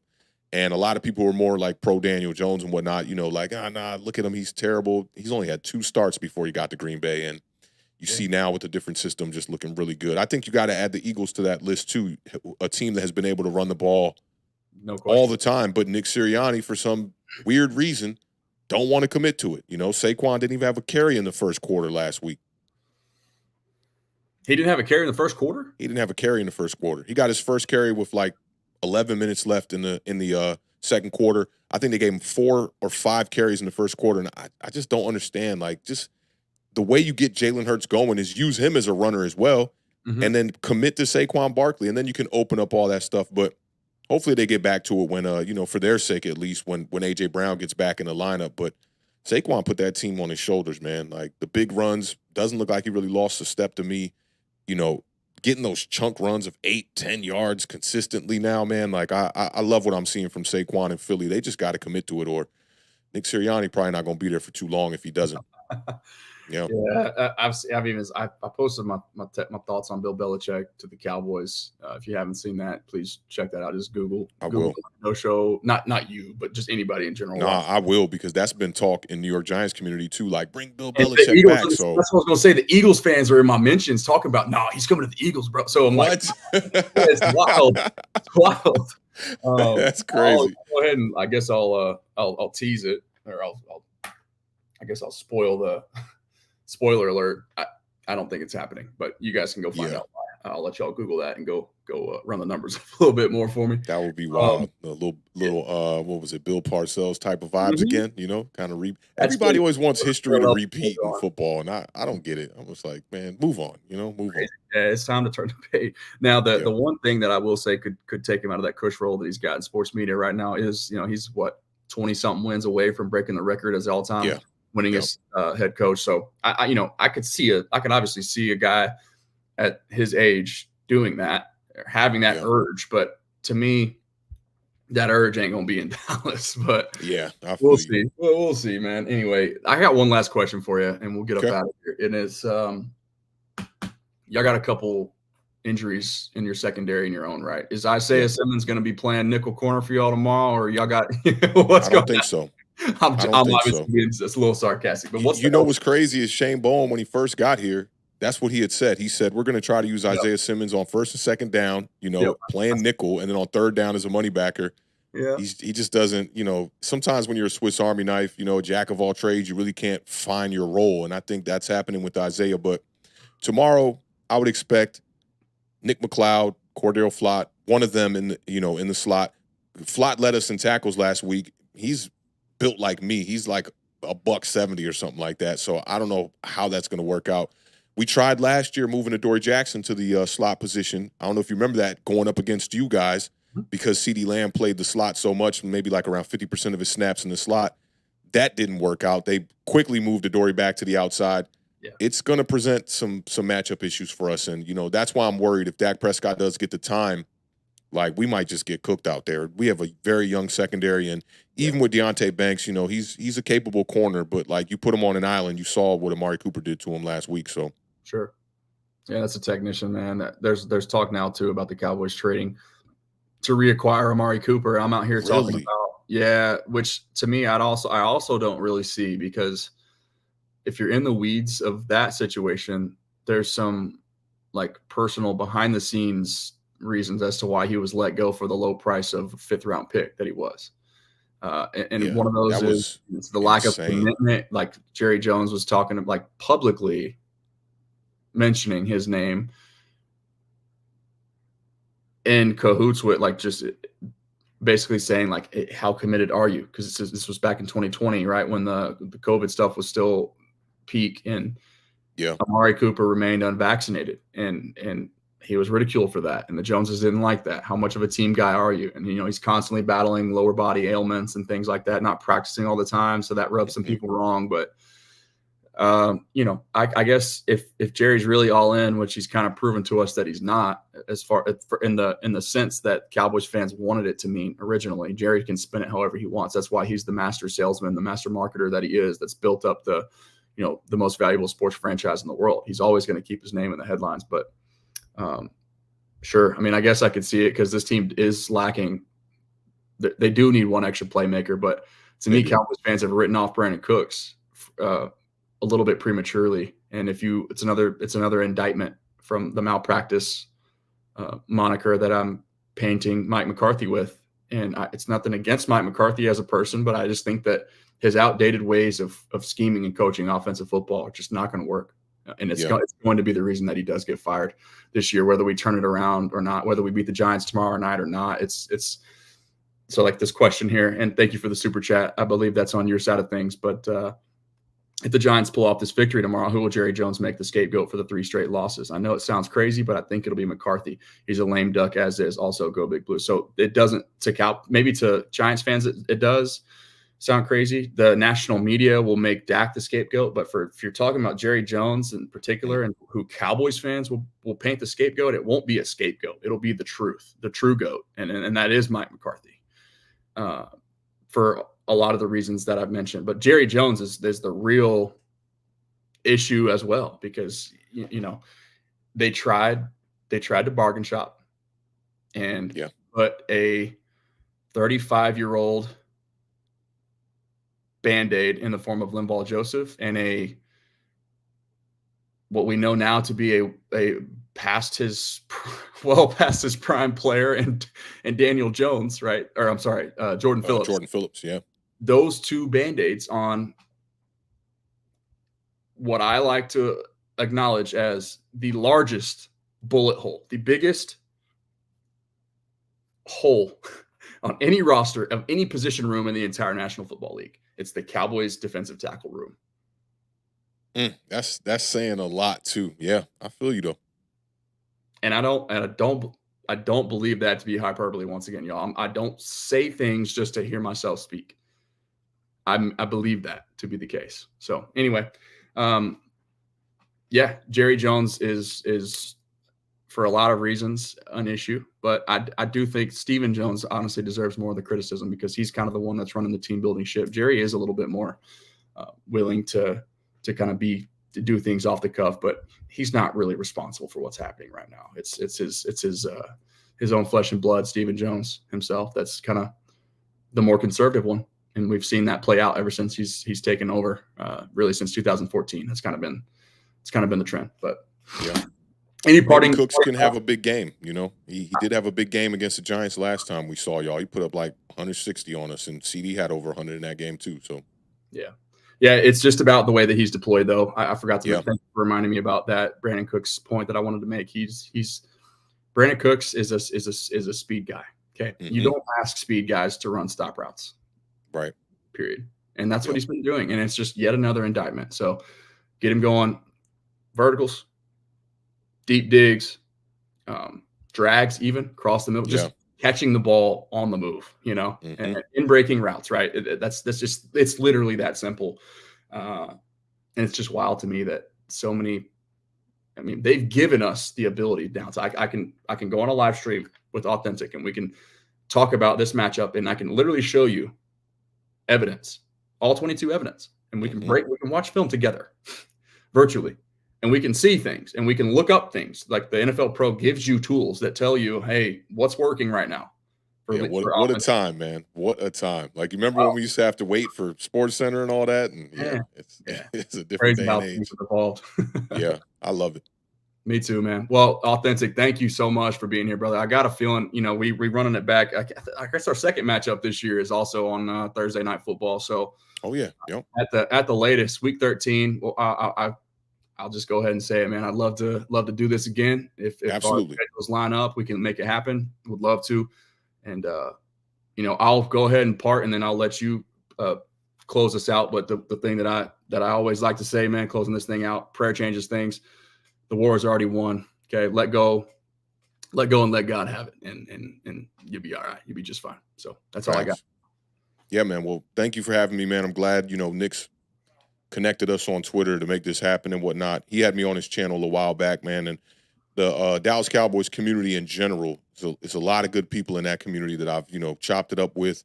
Vach being one of them. OG Skywalker being another one. It's a lot of good people in y'all community that I've chopped it up with, and again, getting to meet you here, man, and chop it up with you for a little while before this game. It's gonna be exciting to see how this matchup goes, and getting to pick your brain today and kind of see where you saw the lanes for the Cowboys was really cool, man. So I'm definitely down to run it back. And if you want to ever come on my channel and chop it up, man, we stream so much, man. We're like 4 days a week, sometimes 5 days a week, man. We definitely go in on this content stuff. You're always welcome to pull up. And yeah, thanks for having me. And for anybody that's in your chat that wants to check us out, it's just Authentic and the Beard, the way I spell it, AWTHENTIK, and the Beard. And we cover y'all. So we got a lot of Cowboys fans, man. Shout out to all my Cowboys homies that I've met through the years on different channels, man, like my homie Gregory, a bunch of other people, man. Kai is always in the building rocking out with us. We do previews and recaps on Tuesdays and Thursdays of the whole entire NFC East. So it's a very different lens and a perspective. We both live in DC, and it's just a different vibe on our show, man. So appreciate all y'all for rocking out with us today, man. I love the nerds and the geeks of this football stuff, man, that they follow this kind of stuff and they want to watch all 22 and try to gain as much access and as much information and opinions they can possibly get. So again, man, blessed to be a part of this day and age, and thank you for having me on your channel, my dog. Absolutely, as always, and thank you, Ben, for the last second super chat. You did a super chat, handing them out like candy. Appreciate that, Ben. You're the real one, dude. I always enjoy your perspective. But that's been a wrap. Cowboys at Giants tomorrow night, primetime, Thursday Night Football. Y'all enjoy the game. Thank you so much for being here. And I'm not even going to give you a command other than if you enjoyed this content, if you found it enlightening and engaging, entertaining, whatever the case may be, tell a friend, because the chances are that if you're enjoying this content, somebody that also is as well. And that's how people like myself and Authentic here continue to grow and take this thing to the moon, the levels that we know that we're capable of reaching. And it's only a matter of time, right? But you guys can help us get there. Without y'all, we are not us. So that's it. Enjoy the game, and we will talk to y'all soon. Stay tuned. Week 13, I guess we'll say. That's our till we meet again. Facts. Thanks again. See you guys.